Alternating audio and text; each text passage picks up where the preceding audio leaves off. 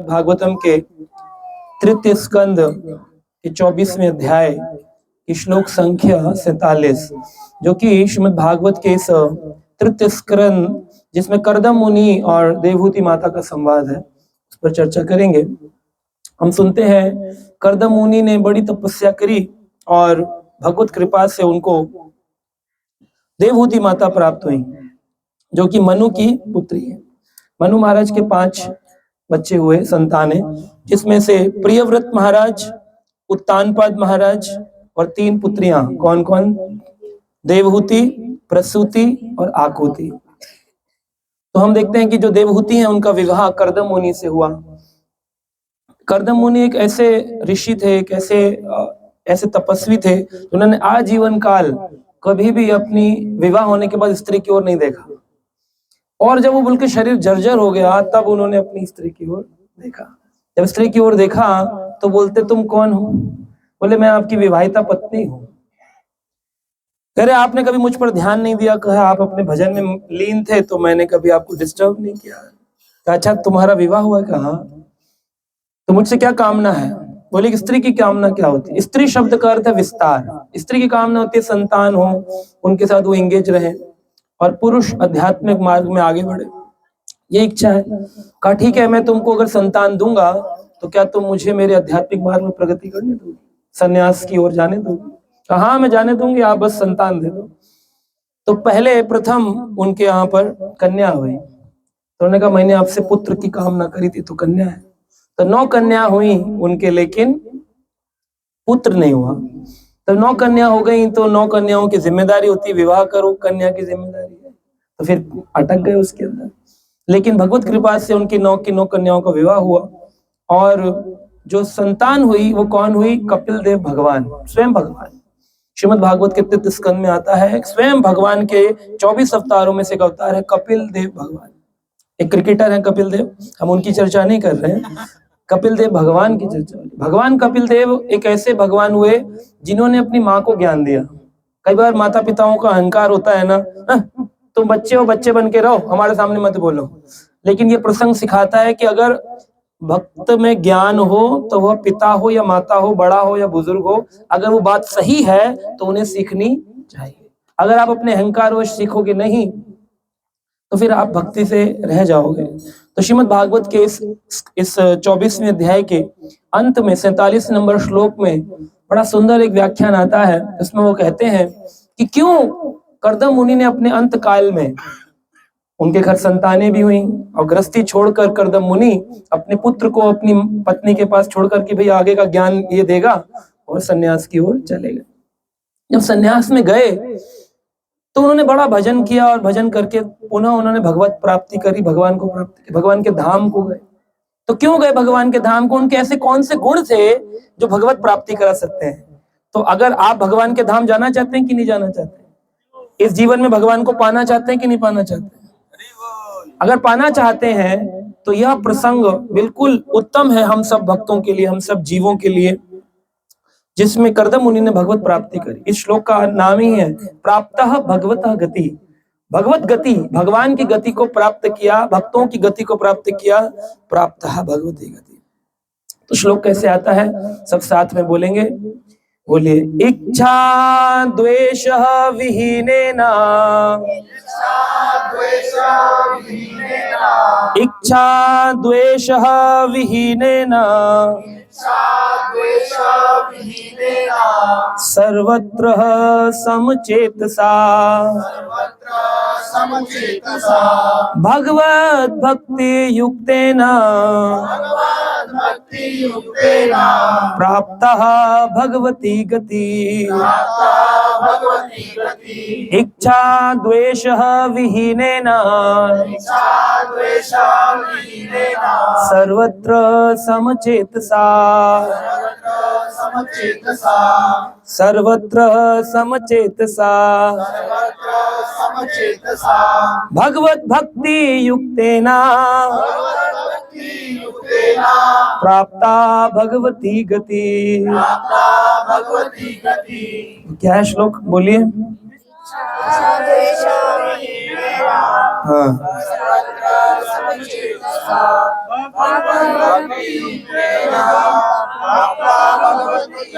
प्राप्त, प्राप्त का मतलब क्या होता है? अचीविंग। प्राप्त, प्राप्त कर लिया। क्या प्राप्त किया? भगवती गति। भगवती क्या मतलब है? भक्त। एक भक्त की जो गति होती है, क्या गति एक भक्त की? एक भक्त की क्या चाह है?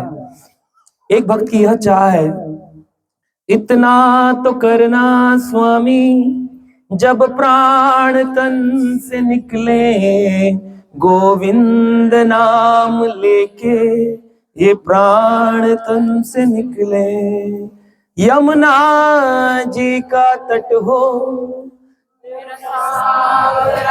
निकट हो, यमुना का वंशीवट हो, जब प्राण तन से निकले, गोविंद जल्दी आना, नहीं देर तुम लगाना, राधे को साथ लाना, जब प्राण तन से निकले। एक भक्त की ये कामना है, संसारी लोगों की कामना नहीं है। संसारी लोगों की कामना क्या है? इतना तो करना स्वामी, वसीयत मेरे सामने लाना, बच्चों का झुंड आसपास रोता हुआ दिखाना। बच्चे रो रहे होंगे, हाय पिताजी, हाय माताजी, हाय हाय हाय, वेंटिलेटर, हॉस्पिटल, हाय हाय हाय, और प्राण निकल गए। बच्चे दुखी, अच्छा हुआ मर गए, इतनी टेंशन दे रखी थी। अब ये गति चाहते हो कि यह गति चाहते हो? प्राप्त भगवती गति। बूढ़े बूढ़े लोग पार्क में बैठ कर ताश खेलते हैं, लेकिन भगवत नाम नहीं लेते। क्यों?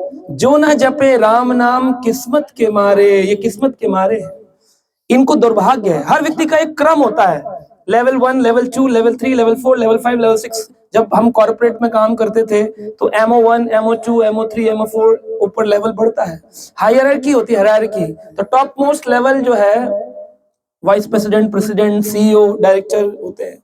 नीचे से शुरू होता है एक junior executive, executive, senior executive, manager, senior manager, group manager, आगे बढ़ता है। तो मैं ग्रुप मैनेजर तक मैंने काम किया, उसके बाद मैंने उस काम को त्याग दिया। मैंने कहा ऊपर जाओ या नीचे आओ, इसमें दुखी बना हुआ है, बेहतर है कि उस रास्ते आओ जहां पर भक्ति भागवत गति प्राप्त हो।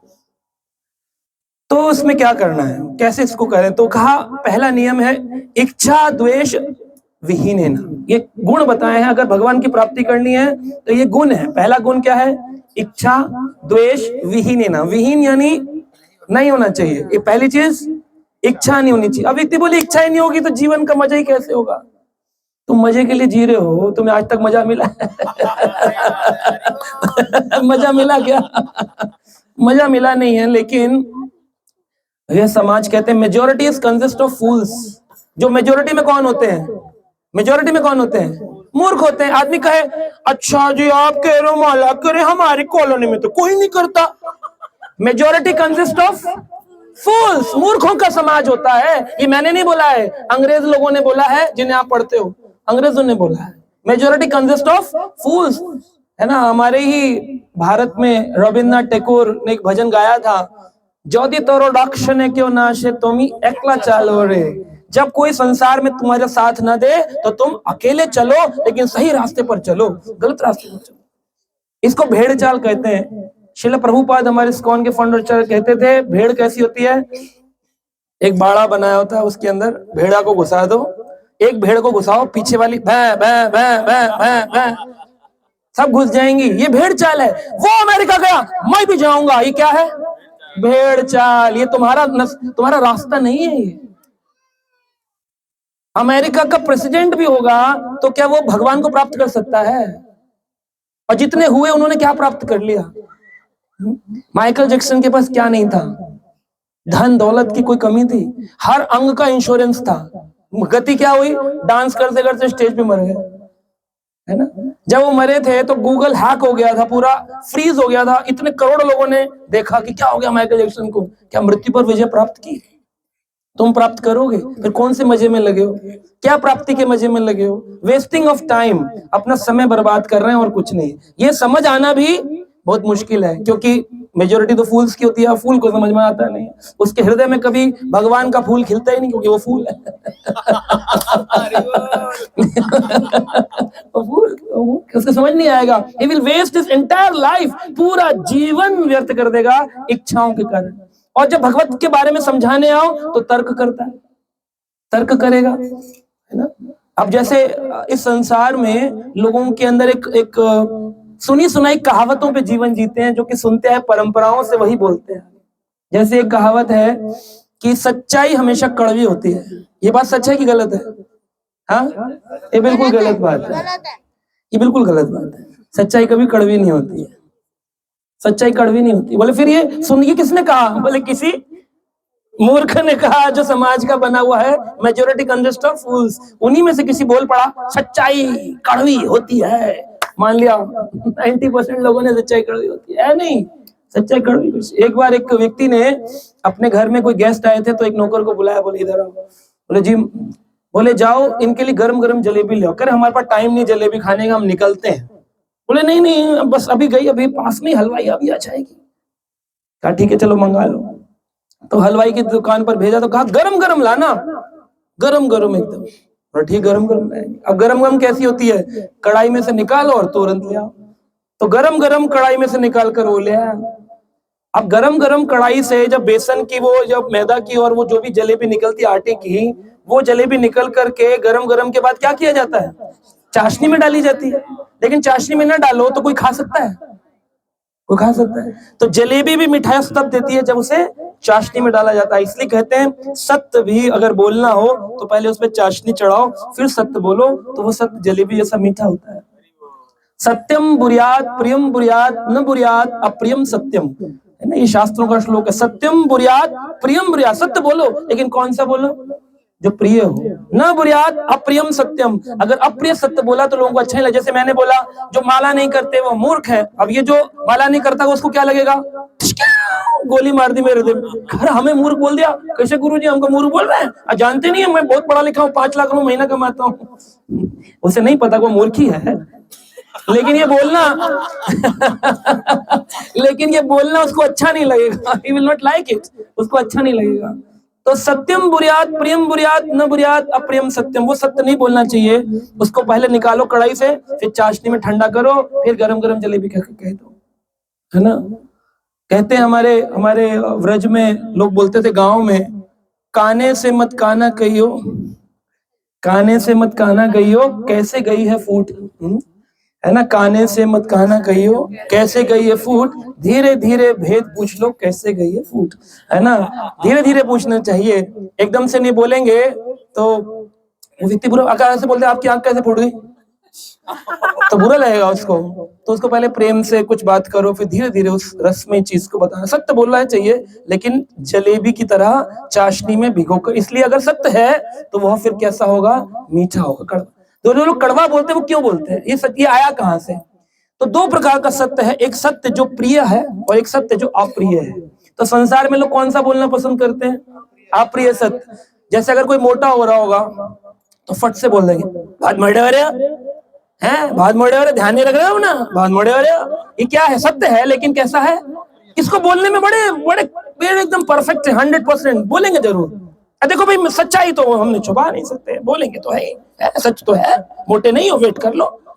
लेकिन अगर वो व्यक्ति सुंदर दिख रहा हो, अच्छा लग रहा हो आज देखने में, तो बोलेंगे। तब वो पूछेगा भी कैसा दिख रहा हूं, ठीक है, ऐसा कुछ खास नहीं।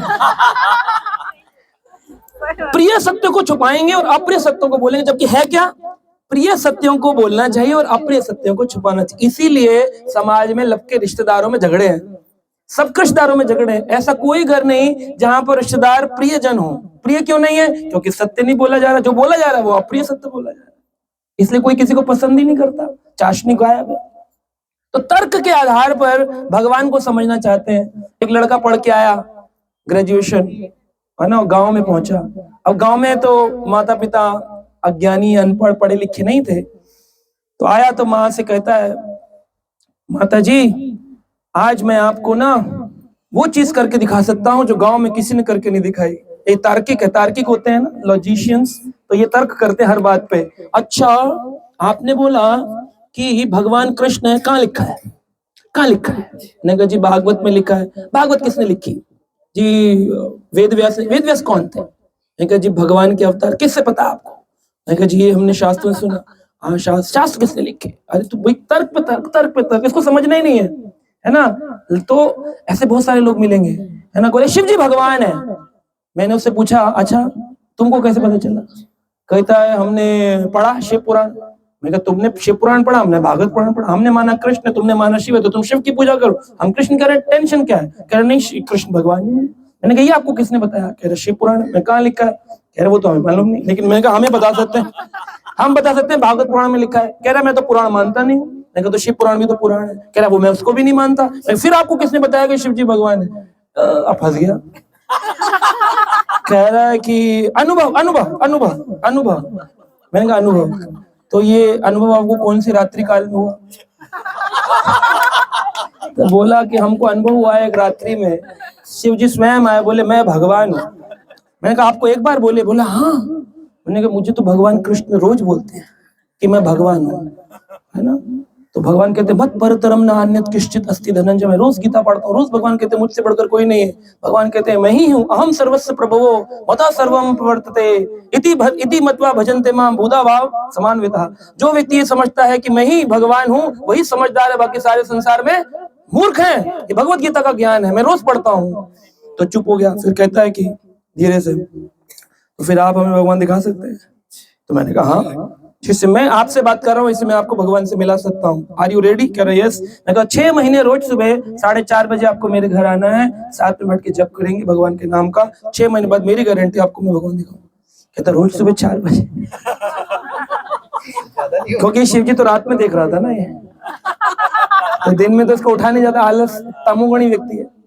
बोला नहीं ये तो नहीं हो पाएगा। तो कह रहा मेरे पास उतने प्रमाण नहीं है, मेरे गुरुजी के पास बहुत सारे प्रमाण है। मैंने कहा गुरुजी नहीं, गुरुजी के गुरुजी को ले आओगे ना, सारे शास्त्र प्रमाण पूरे वर्ल्ड के मोटिवेशनल स्पीकर हो या बड़े से बड़े इंडस्ट्रियलिस्ट हो या बड़े बड़े टेक्नोलॉजिस्ट हो, मेरे सामने ले आओ, एक भी प्रमाण प्रस्तुत नहीं कर सकता, एक भी प्रमाण प्रस्तुत नहीं कर सकता। इतने सारे प्रमाण है हमारे पास, साइंटिफिक लॉजिस्टिक जितने सारे आपको चाहिए प्रमाण, लॉजिक चाहिए लॉजिक ले लो, टेक्नोलॉजी टेक्नोलॉजी, साइंटिफिक ले लो, आपको मानना ही पड़ेगा शास्त्र का प्रमाण ही सत्य प्रमाण है, मानना पड़ेगा। तो कई तर्किक होते हैं, तर्क करते मानने को तैयार, कहते नहीं हम नहीं मानते, ठीक है मत मानो। तो वो लड़का आया, बोला माँ से, माँ थाली में कितने लड्डू हैं? माँ ने प्रेम से लड्डू बनाए थे, पढ़कर आया, ग्रेजुएशन करके लड्डू खाएगा। कहता है कितने लड्डू हैं? माँ कहती है बेटा 2। कहता 2 नहीं 3। माँ ने कहा 3 का बेटा 2? कहता 3 मैं प्रूफ कर सकता हूँ। माँ बोली करो। अब पिताजी बैठ के तमाशा देख रहे। बोला ये कितने हैं? माँ बोली 1। ये कितने? बोला 2। बोला 2 और 1 3। तो माँ बोली कैसे कैसे कैसे? बोला ये कितना लड्डू है? बोली 1। ये कितना है? बोली 2। 2 और 1। वो गणित नहीं आता, तुमने ग्रेजुएशन नहीं किया, अनपढ़ लोग क्या समझोगे? तर्क करेंगे, है ना? अपनी वो मैथमेटिक्स लगाएंगे उसके अंदर, अपनी जो छोटी सी बुद्धि का ज्ञान है जिसे दादुर दृष्टि कहते हैं वो लगाएंगे, है ना? तो वो लगाएंगे, बुद्धि लगाएंगे अपनी, और भगवान को समझने की कोशिश करेंगे। जब न्यूटन भी नहीं था तब ग्रेविटेशनल फोर्स था। जब न्यूटन भी नहीं था, पेड़ पे से सेब गिरा तो नीचे गिरा, क्यों गिरा? बोले ग्रेविटेशनल फोर्स किसने बनाया? भगवान ने। तुम भगवान को नहीं मानोगे, न्यूटन को मान लोगे। न्यूटन भी गीता पढ़ता था, आइंस्टाइन भी गीता पढ़ते थे, और तुम नहीं पढ़ते हो क्योंकि तुम मूर्ख हो। देखना, तो इस प्रकार से हमें देखना पड़ता है। तो बोलता है कि 1 लड्डू है और दूसरा 2 लड्डू हैं, 2 और 1 3 हो गए। तो बार इसी तरह से प्रूफ कर रहा था। तो पिताजी उसके आए और पिताजी कहते हैं ठीक है, बात तो ठीक ही कह रहा है, गलत कहाँ कह रहा है, 3 ही तो लड्डू हैं। तो माँ देखने लग गए कि आप भी इसका साथ दे कर, हाँ 3 ही तो लड्डू हैं, एक तुम खा लो, एक मैं खा लेता हूँ, तीसरा ये खा लेगा।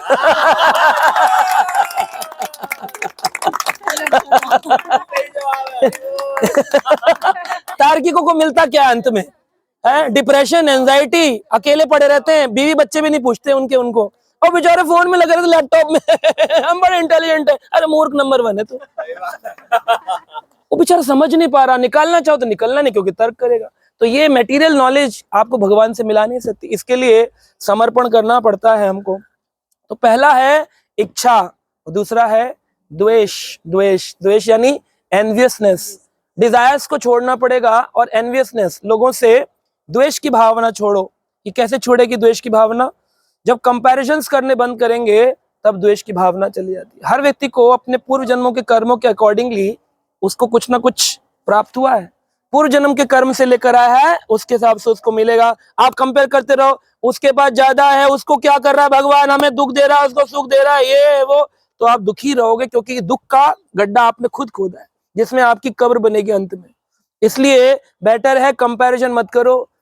जाए विधि राखे राम, ताए विधि रहिए, सीताराम राधे श्याम कहिए। भगवान का नाम लेते रहना चाहिए, है ना। ये नहीं करना चाहिए कंपैरिजन, उसको सुख ज्यादा, हमको दुख ज्यादा, हम भजन करते हैं फिर भी हमको दुख ज्यादा, वो भजन नहीं करते उनको सुख ज्यादा। अरे पूर्व जन्म में जो करके आए हैं आज वो सुख पा रहे हैं, लेकिन जिस दिन भगवान की लाठी पड़ेगी ना, ऐसा दुख मिलेगा, ऐसा दुख मिलेगा, फिर उससे ऊपर निकल नहीं पाएंगे। सो वो उनका फेलियर उनके खुद के हाथ में है, they will fail one day. लेकिन हम कंपैरेटिव स्टडी करेंगे तो हमको द्वेष उत्पन्न होता है। भगवान कहते हैं मेरा कौन प्रिय है, भगवान कहते हैं मेरा प्रिय है, 12वें अध्याय भगवत गीता में भगवान बोलते हैं मेरा प्रिय है जो तुल्य निंदा स्तुतिर मौनी, हर स्थिति में मौन रहता है, चाहे निंदा हो चाहे उसकी स्तुति हो, चाहे उसका गुणगान हो चाहे उसकी निंदा हो। तुल्य निंदा स्तुतिर मौनी, संतुष्ट येन केंचित, हर स्थिति में संतुष्ट, सेटिस्फाइड, हर परिस्थिति में उसे संतुष्ट रहना चाहिए।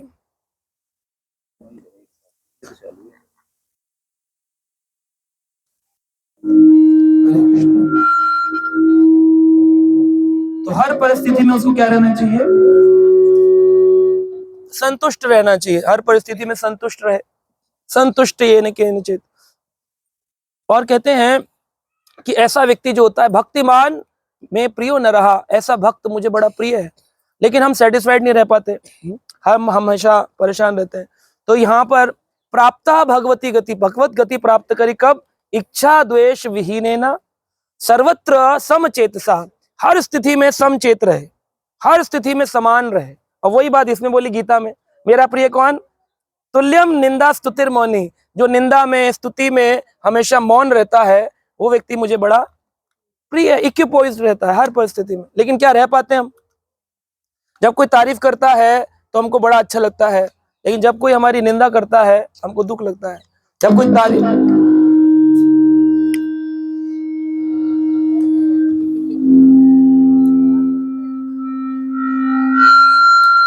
तो जब कोई तारीफ करता है तो हम कहते हैं स्पीकर तेज करो, माइक चेक कर लो।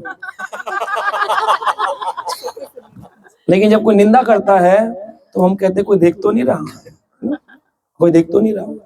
जब हम किसी की निंदा कर रहे होते हैं तब भी हम ये सोचते हैं कि मुझे कोई नहीं देख रहा, है ना। अगर हम कोई अच्छा काम करते हैं, हम फोटो खिंचाते हैं, मान लो अगर कोई मुझे आज यहाँ पर कुछ गिफ्ट देना चाहे तो कहेगा एक फोटो खींचना गुरुजी, स्माइल करके, है ना। और गुरुजी की निंदा करनी हो तो फोटो खिंचवाएगा, रिकॉर्डिंग करवाएगा, और चुप चुप से बोलेगा मैसेज करके गुरुजी ऐसे, गुरुजी ऐसे, गुरुजी ऐसे, है ना। तो निंदा को लोग रिकॉर्ड नहीं करते। जब कोई व्यक्ति चोरी करता है, किसी के पर्स से 500 रुपए निकाल रहा है, या किसी के गिरे हुए पैसे उठा रहा है, किसी का सामान चोरी कर रहा है, तब फोटो खिंचवाता है। लेकिन वही 500 रुपए दान दे रहा होगा तो 5 बार फोटो खिंचाएगा अलग अलग एंगल से, कहेगा ड्रोन से भी खींचो ऊपर वाली है। तो वो फोटो खिंचवाते हैं अपनी, क्योंकि उनको लगता है कि कोई नहीं देख रहा। लेकिन आप अच्छा करो या बुरा करो, कोई देखे ना देखे, लेकिन कौन देख रहा होता है, भगवान देख रहा है। लेकिन ये कब समझ में आएगा, जब भगवान पर विश्वास होगा। जैसे गीता पढ़ते हैं लोग, लेकिन गीता पढ़ने में गीता समझ क्यों नहीं आती। भारत में शायद ही ऐसा कोई घर होगा जिसके घर में गीता नहीं होगी। हर व्यक्ति को बोलो गीता, हाँ गीता है, रखी हुई है, वहां पढ़ी है प्रभु जी, वैसी है, हाँ हमारे घर पढ़ी है। ले लो गीता, नहीं नहीं हमारे घर पढ़ी है। कैसे पढ़ी है, वैसी की वैसी पढ़ी जैसी दी थी।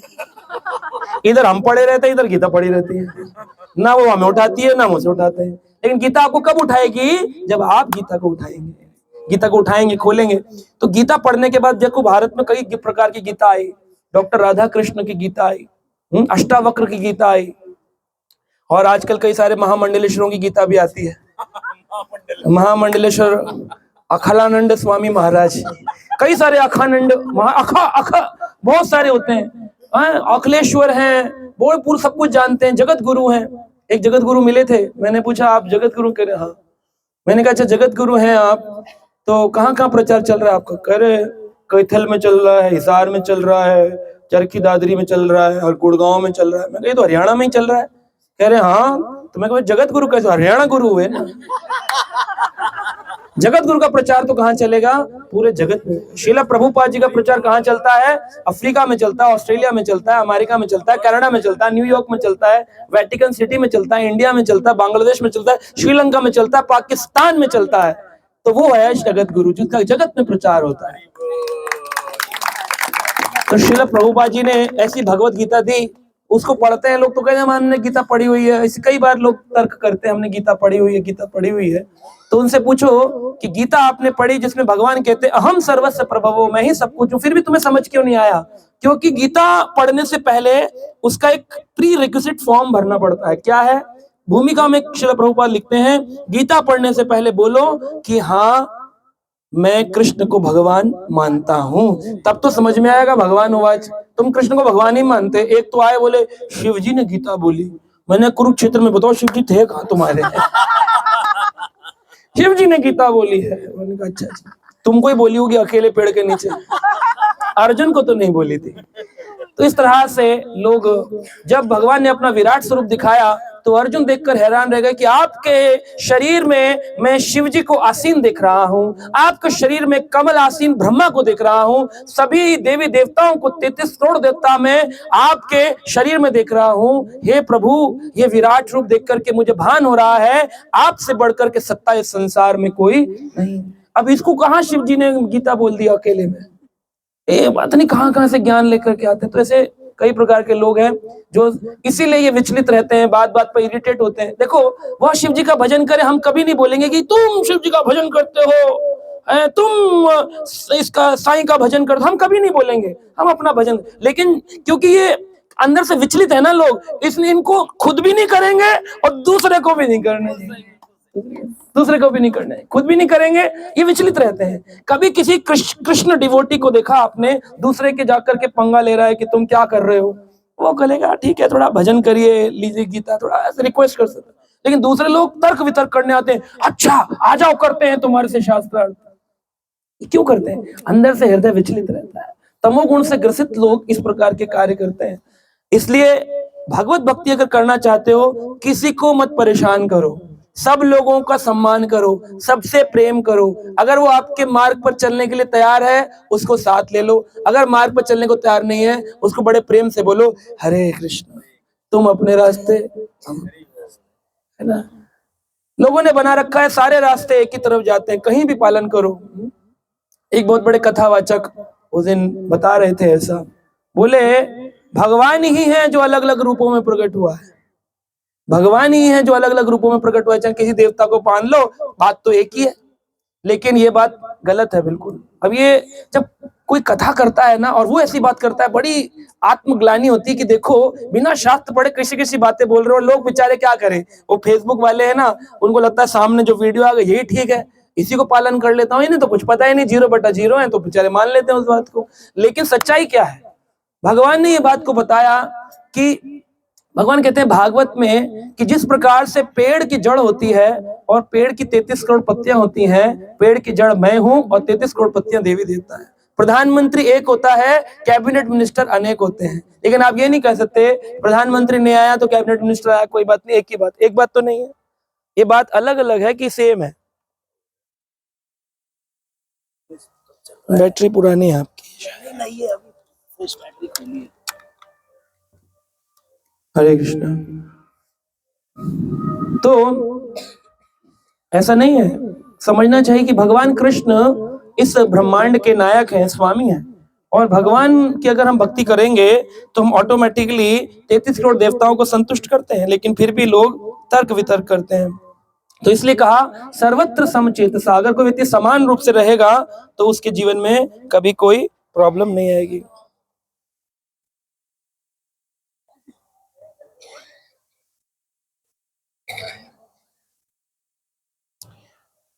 नई बैटरी आप कंटिन्यू रखिए। तो भक्ति को अगर आप करना चाहते हैं सर्वत्र समचेतसा, भगवत भक्ति युक्तेन। भगवत भक्ति क्या है? अब ये प्रश्न उठता है, भगवत भक्ति युक्तेन कौन सी भक्ति करनी है? भगवत। देवी देवता की भक्ति नहीं बोल रहे, कौन सी भक्ति है? भगवान कौन है?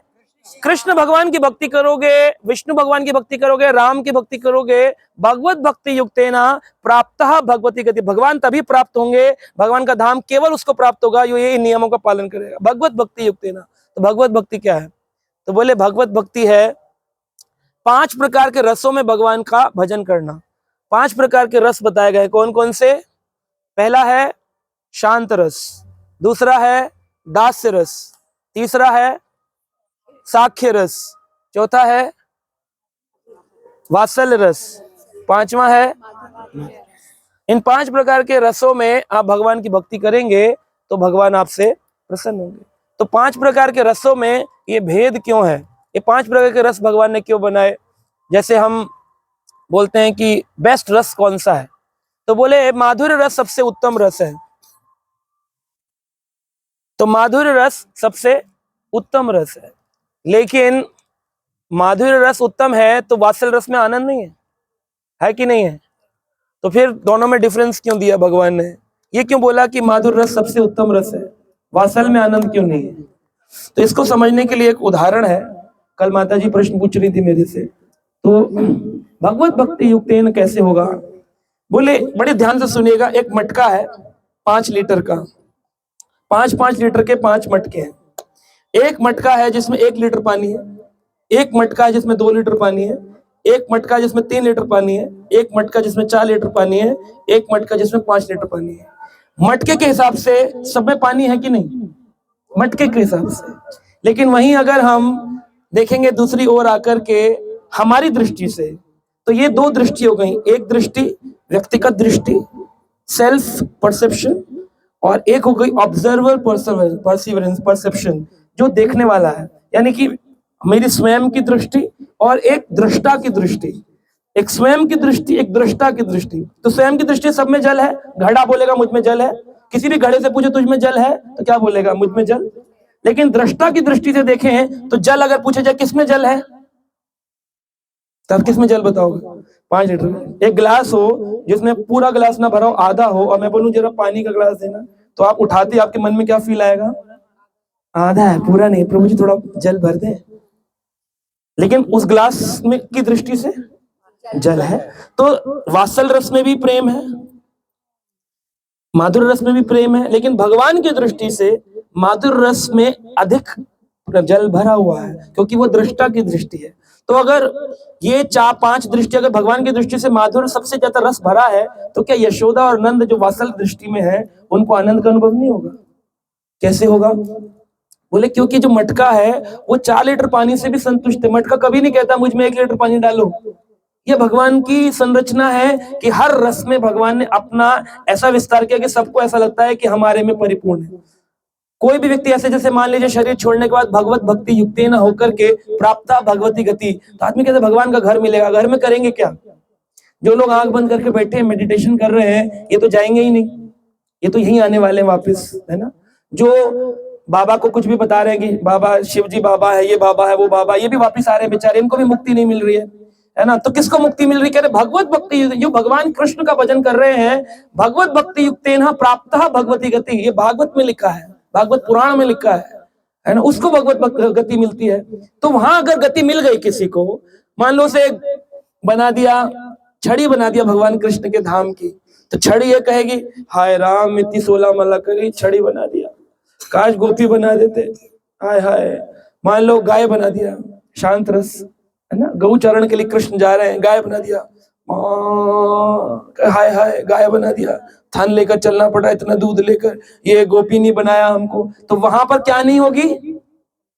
पहला ही श्लोक का पहली लाइन क्या है? इच्छा द्वेष विहीन। द्वेष नहीं होता। गाय के बनाया, लकड़ी गाय को बनाया, उनको ज्यादा हमको कम, प्रभु जी उनको ज्यादा हमको कम, इनका अपना एक ग्रुप है, अपनी कोर टीम बना रखी, हाय हाय हाय हाय। इच्छा द्वेष विहीन है ना। ये द्वेष जब तक नहीं जाएगा भगवत प्राप्ति, क्योंकि वहां जाने के बाद ये होता, गाय बना दिया तो गाय को लगेगा हाय राम, इससे उत्तम तो कुछ नहीं है। कृष्ण मुझे स्पर्श करो, मेरा दूध पियो कृष्ण, आओ कृष्ण, कृष्ण मुझे स्पर्श करो, आनंद की अनुभूति होती है। वात्सल रस में यशोदा मैया को कभी नहीं लगेगा मैं दूध ही पिलाती रहूं, खाना बनाती रहूं, मैं भी नाचने का मन करता है, मुझे भी कभी नाचने तो गोपी बनाओ। कभी यशोदा के मन में यह भाव नहीं आया। क्यों? क्योंकि उसकी व्यक्तित्व दृष्टि, सेल्फ परसेप्शन से they are contented in what they get, क्योंकि उनके अंदर द्वेष है, इच्छा है नहीं। पहली चीज क्या नहीं है? डिजायर नहीं है। और दूसरा क्या नहीं है? तो पहुंच गए भगवत गति। और भगवत गति होकर के ये रह गई तो मेरी भगवत गति कहाँ हुई? हुई नहीं। और जब तक ये है तब तक होनी भी नहीं है ना? तो वहां ये सब नहीं होता। इसलिए यह रखकर भजन कर रहे हैं तो वो भजन कभी भजन पक्का होता।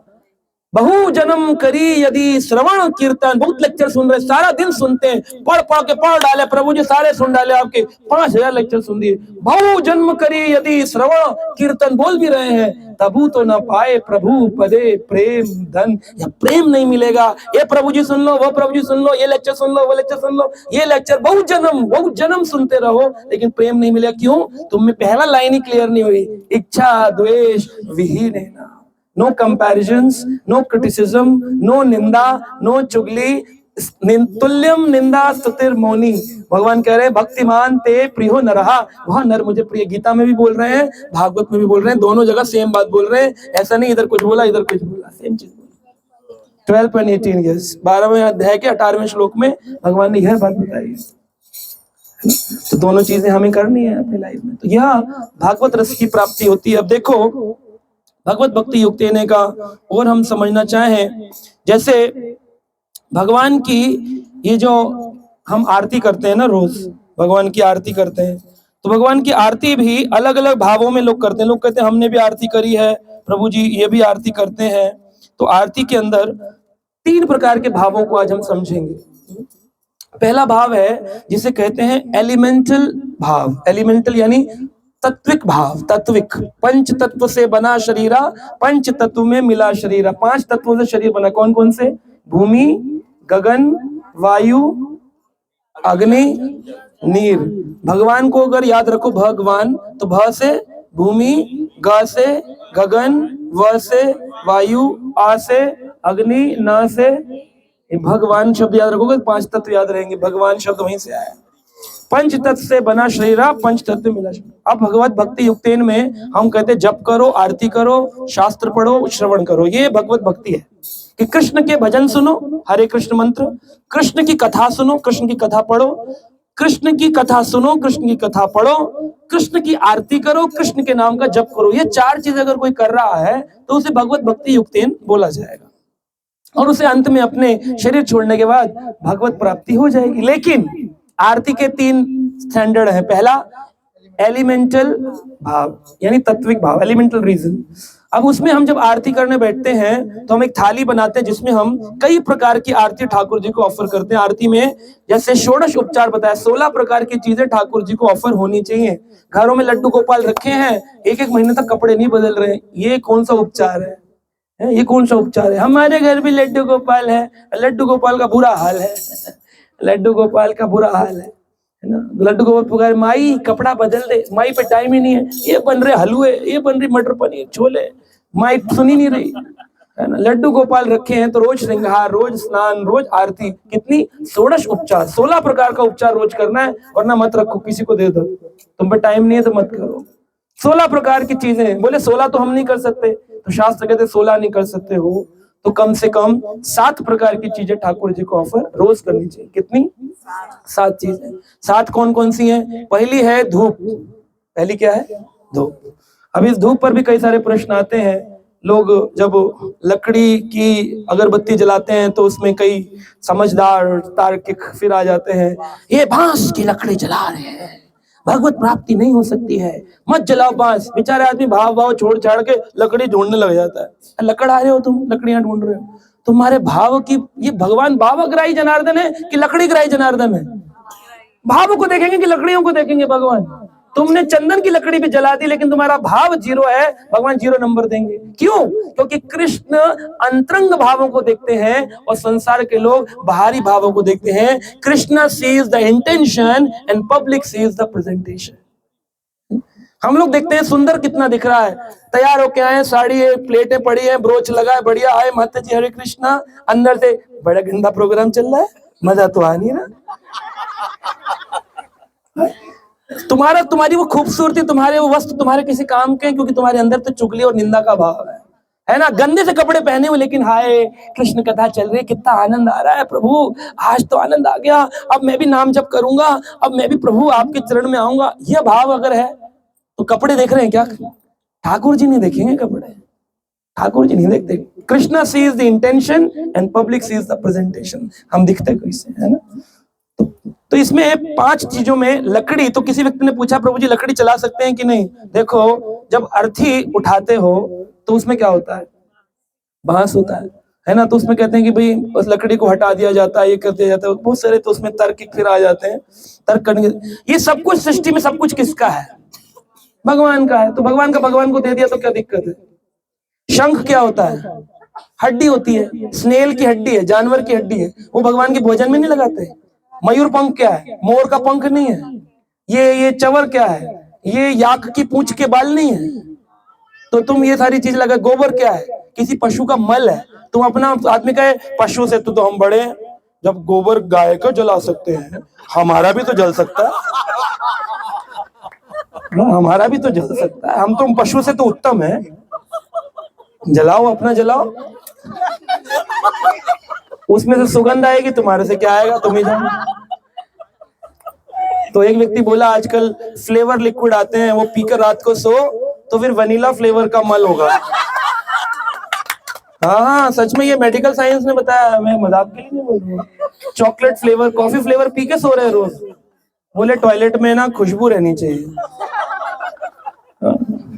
तो ये संसार का हाल है। ऐसी स्थिति में कौन भगवान, तो लोग तर्क करने वाले हैं। बोले, मैंने एक को बोला जीवन का मूल मंत्र, तो वो बोल रहा था जीवन का मल मूत्र। मैं कहा मल मूत्र नहीं, मूल मंत्र। जीवन दिमाग में वही घूम रहा है, उससे ऊपर निकल ही पा रहा। हर व्यक्ति पर टॉयलेट से बाहर ही नहीं आ पा रहा। टॉयलेट तक पेड़ पौधे लगा दिए लोगों ने, क्योंकि ज्यादा समय तो वहीं गुजर रहा है लोगों को। हाँ, 3-3 4-4 टॉयलेट हैं, सब में पेड़ पौधे लगे हुए हैं, सारी मालिगिरी वहीं चल रही है। हाँ, अखबार पढ़ रहे हैं, मोबाइल चल रहे हैं, टीवी चल रहे हैं, फैन लगे हुए हैं, एसी लगे हुए हैं, चाय पीते हैं कुछ लोग। हाँ, वो एक होती है बेड टी, फिर कहते हैं पॉट टी।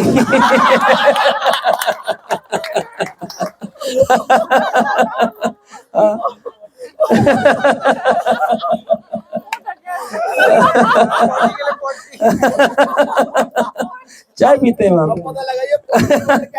यस, तो लॉजिक नहीं है, ये संसारी लोगों का कोई लॉजिक नहीं जीवन। तो इसलिए एक्सटर्नल रीजन, तो बांस भी ठाकुर जी का ही तो है, जला दो, उसमें क्या दिक्कत है। और अगर बांस नहीं जलाना है तो बहुत सारी अगरबत्तियां आती है जिन्होंने चंदन की लकड़ी लगाई जाती है, वो जला दो, वो जला दो। वो भी जला सकते हैं तो कपूर जला दो, धूप जला दो, कुछ भी सुगंधित भगवान को लगाना है। जरूरी नहीं है कि आप बांस लेकर के खड़े हो जाओ, बोलो कि बस अब नहीं जलाएंगे, झंडा लगा दिया बांस के ऊपर, नहीं, वो नहीं। तो ये एक्सटर्नल रीजन है। तो पहली चीज हम धूप बत्ती अगरबत्ती लगाते हैं। दूसरा, भगवान को दीपक दिखाया जाता है। तीसरा क्रम में भगवान को शंख में जल अर्पित किया जाता है। चौथा, भगवान को वस्त्र अर्पित किया जाता है। पांचवा, भगवान को पुष्प अर्पित किया जाता है। छठा, भगवान को मयूर पंख अर्पित किया जाता है। और सातवां, भगवान को चावल अर्पित किया जाता है। षोडश नहीं कर सकते तो 7 करो, 16 कर सकते हो तो बहुत अच्छा है। पूजा मंत्र जब 16 ढूंढने लग जाए, कौन कौन से पूज बता दो, तो 16 नहीं ढूंढने, 7 ही करने श्रील प्रभुपाद जी ने, क्योंकि हमें प्रचार करना है, जप करना है। 16 करने में बहुत सारी चीजें, कुमकुम लगाना, चंदन लगाना भगवान को, फिर कपूर अलग से दिया होता है, कई जगहों पर कपूर अलग होता है, दीपक अलग होता है। फिर उसमें पुष्प में पत्र होते, तुलसी पत्र है, पुष्प है, जल है, फल है, भगवान को इत्र है। तो बहुत सारे 16 में बहुत सारे आइटम आ जाते हैं। तो लेकिन मुख्य रूप से 7 भी करें तो ठीक। अगर आप 7 भी नहीं कर सकते हो तो कम से कम, हरि बोल, 7 भी नहीं कर सकते हो तो कितने करने चाहिए? कम से कम 3 आइटम तो भगवान को ऑफर करने चाहिए। एक तो धूप बत्ती, दूसरा दीपक, और तीसरा पुष्प। तो इसको कहते हैं धूप आरती। धूप आरती में केवल धूप, दीपक और पुष्प से हो जाती है। ये संध्या काल में 4:15 बजे हमारे इस्कॉन मंदिरों में ये 3 आइटम लगाते हैं, लेकिन सुबह, दोपहर और शाम को 7 आइटम लगाते हैं, भगवान को ऑफर करते हैं। तो ये 7 आइटम, 7 उपचार करना चाहिए। है ना। तो इस प्रकार से ये उपचार, अब इस उपचार में भाव क्या है, अभी सबसे पहला तत्व दृष्टि क्या है कि भगवान ने 5 तत्वों से शरीर बनाया, भगवान ने 5 तत्वों से सृष्टि बनाई, उनके तत्व उनको हम अर्पित करेंगे। अगरबत्ती लगाई तो क्या किया अर्पित, हाँ जी क्या किया, आकाश तत्व, वायु तत्व, वायु तत्व, भगवान को वायु दी ना, खुशबूदार वायु, वायु तत्व दिया। अगर दीपक दिखाया तो क्या दिया, अग्नि तत्व। जल दिया शंख में, जल तत्व, जिसे क्या कहते हैं, अर्घ है, अर्घ कहते हैं, इदम अर्घ्यम, इदम अर्घ्यम, अर्घ देते हैं। वही अर्घ के बाद वस्त्र दिया, भगवान को वस्त्र से पूछा, तो क्या हो गया ये वस्त्र, क्या है, अर्थ, भूमि से धागा आता है, भूमि से आता है, तो ये भूमि हो गई। और फिर पुष्प, पुष्प कहाँ से आते हैं, वो भी भूमि से आते हैं, वो भी भूमि तत्व हो गए। फिर मयूर पंख क्या हो गया, वायु, हाँ, और ये चंवर, वायु या आकाश जो भी है। तो ये इस प्रकार से 5 तत्व आपने भगवान को अर्पित किए। तो तत्विक दृष्टि से आदमी कहता है हम ये 7 चीजें इसलिए लगाते हैं भगवान को कि 7 हमारे क्या है, तत्व हैं, और 7 तत्व हम ठाकुर जी को अर्पित करते हैं। अब कई बार लोग प्रश्न पूछते, कईयों को नहीं पता होता ये कितनी बार घुमाना चाहिए। जब शिला प्रभुपाद जी ने इस्कॉन की स्थापना करी तो बहुत सारे विदेशी लोग जुड़े थे, उनको पता नहीं था, तो उनको लगता था कि ये हमें घुमाना है, तो कई बार 1.5 घंटे तक घुमाते रहते थे दिया। फिर वो पड़ोस वाले से बोलते थे मेरा हाथ थक गया, पूछो और कितना घुमाना है। तो उनको आकर के फिर प्रभुपाद जी उनको लेटर लिखते थे कि प्रभुपाद जी कितने घंटे घुमाना चाहिए।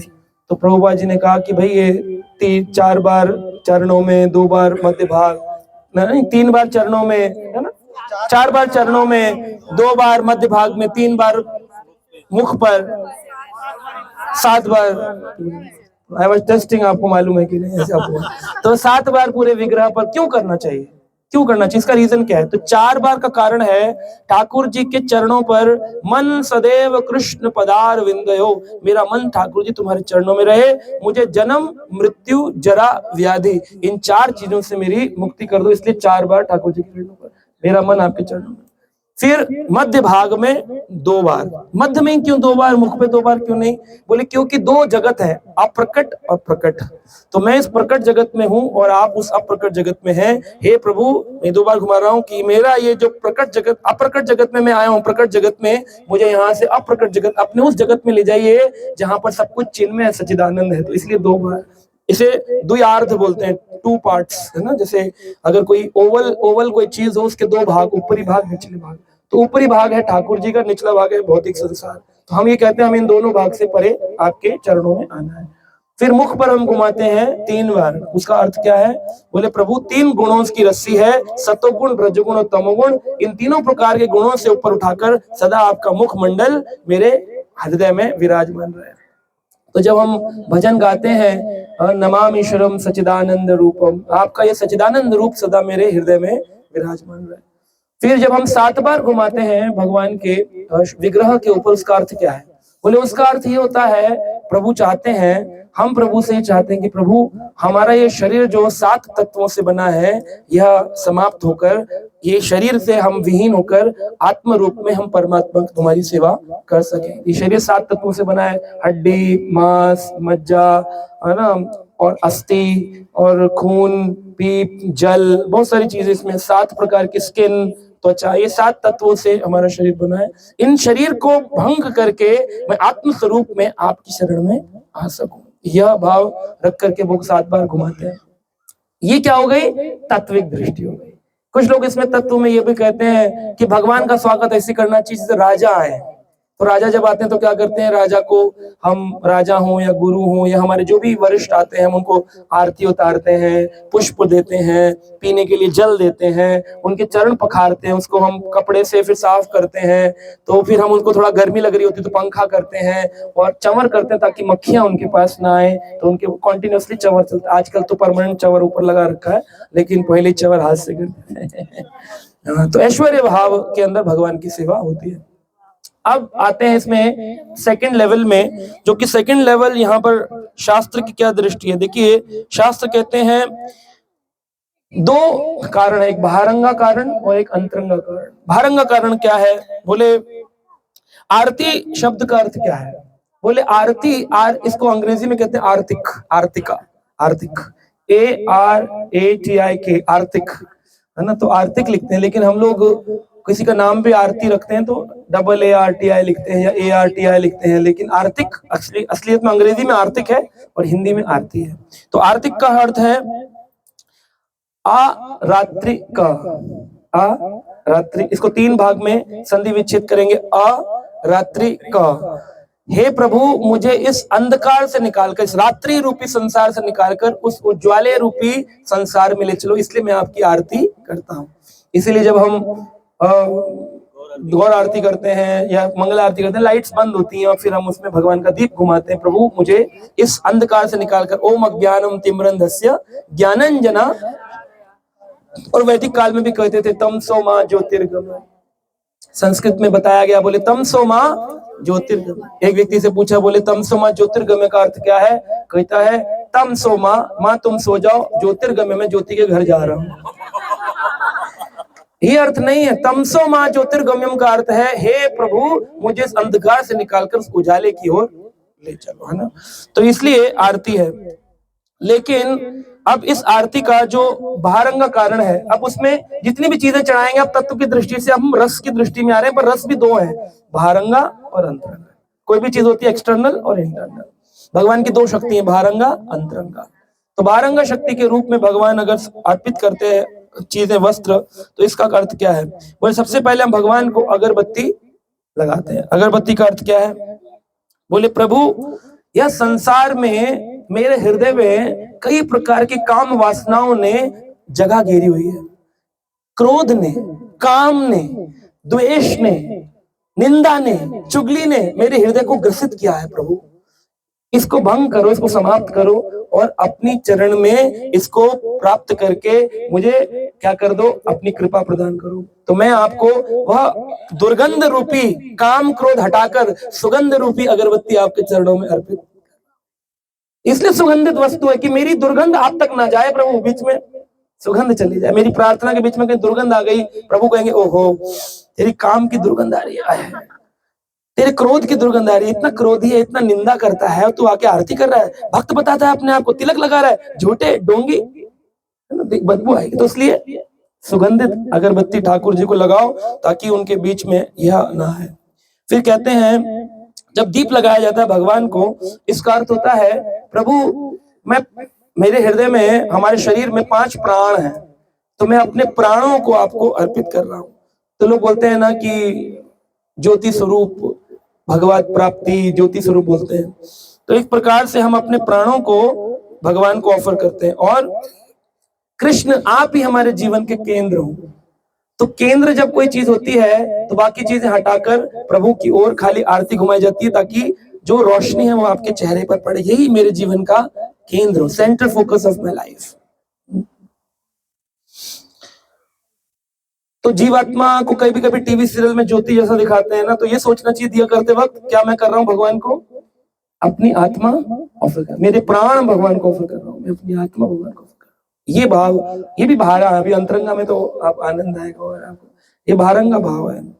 फिर कहते हैं पानी जब भगवान को चढ़ाते हैं, जल, इसका अर्थ है प्रभु, मैं आपको संपूर्ण रस, 12 रसों को समझ, इस जल में क्या भरा है? रस। ये रस आपके चरणों में, क्योंकि आप रस राज है, आप रसों के राजा हैं। मैं आपको ये रसों का राज होने के कारण संपूर्ण 12 रसों को अर्पित कर रहा हूं। यह जल नहीं है, यह मेरा प्रेम है, जो रस है। आपको जो रस देना है मेरे को, माधुर्य वात्सल्य देना, वो दीजिएगा, लेकिन मैं अपनी ओर से ये 12 के 12 रस, 12 रस आपके चरणों में अर्पित। तो शंख घुमाते वक्त रस अर्पित करना है। फिर वस्त्र आता है। तो वस्त्र का अर्थ है कि प्रभु, ये जो शरीर है यह एक वस्त्र जैसा है जो आत्मा के ऊपर है ना। इस आत्मा के ऊपर आवरण क्या है? ये शरीर, जो कि वस्त्र जल जाता है। भगवत गीता में भगवान कहते हैं कि वासाम से जीर्णानि यथा व्याय, यह पुराने शरीर को छोड़कर आत्मा नया शरीर धारण करती है। जैसे व्यक्ति पुराने वस्त्रों को छोड़ करके नए वस्त्र धारण करता है, ये शरीर क्या हो गया? वस्त्र हो गया। तो ये जब हम वस्त्र अर्पित करते हैं तो क्या अर्पित करते हैं? अपने शरीर को अर्पित कर रहे हैं। आत्मा हो गई दिए के रूप में और शरीर हो गया वस्त्र के रूप में। वस्त्र, प्रभु हम आपको ये अपना संपूर्ण शरीर आपकी शरण में लेके आए, तब हम ठाकुर जी के चरणों में वस्त्र घुमाते हैं। फिर आता है पुष्प। तो पुष्प क्या है कि हे प्रभु, मैं आपको अपने अच्छे गुण अर्पित कर रहा हूं। अब बगिया में कई प्रकार के पुष्प होते हैं, एक होते हैं कैक्टस, एक होता है तुलसी। कौन सी पूजनीय है? हाँ जी, पक्का? क्यों? दोनों ही तो पौधे हैं, दोनों ही तो पृथ्वी से आए हैं। कई बार लोग बहस करते हैं, चाय में क्या दिक्कत है, ये भी तो नेचुरल है, पृथ्वी से आई। तो कैक्टस पी लो, तंबाकू पी लो, ये भी तो पृथ्वी से आई है। भांग खा लो, ये भी तो पृथ्वी से आई है कि नहीं? हर चीज बोलते हैं पृथ्वी नेचुरल है। चाय पी रहे हैं, चाय पी रहे हैं, मैंने कहा ये छोड़ दीजिए, नशीला होता है, ये ठीक नहीं है पीना। क्या प्रॉब्लम है इसमें? इसे कैसे आप नशा बोल सकते हैं? बोले तो अगर नशा नहीं है तो छोड़ दो। तुम छोड़ नहीं पा रहे हो, इसका मतलब ही ये तुम छोड़ नहीं सकते हो क्योंकि नशा है। नशा करते हो फिर कहते हो नहीं नहीं हम तो बड़े विनम्र, कोई नशा नहीं। ये प्लेटों में डाल डाल कर सॉसर पेन से पी रहे हैं, चाय पी रहे हैं चूस चूस करके, और कह रहे हम नशा नहीं करते। तो ये नशेड़ी को कभी भगवत प्राप्ति हुई है? अभी सुना आपने, शराबी आदमी तो भगवान प्राप्त हो गए उसको। तुम चाय का नशा कर रहे हो, बोले नहीं नशा नहीं है तो छोड़ दो। तुम छोड़ नहीं सकते हो, इसका मतलब ये एक नशा है। जो नशा नहीं होता छोड़ दो, छोड़ दो। What a big deal? Leave it. You can't leave it because it's a addiction. जिस चीज में कैफीन है, निकोटीन है, वो चीज एडिक्शन है। ये नहीं है कि ग्रीन टी, ब्लैक टी। अरे ग्रीन टी क्या है?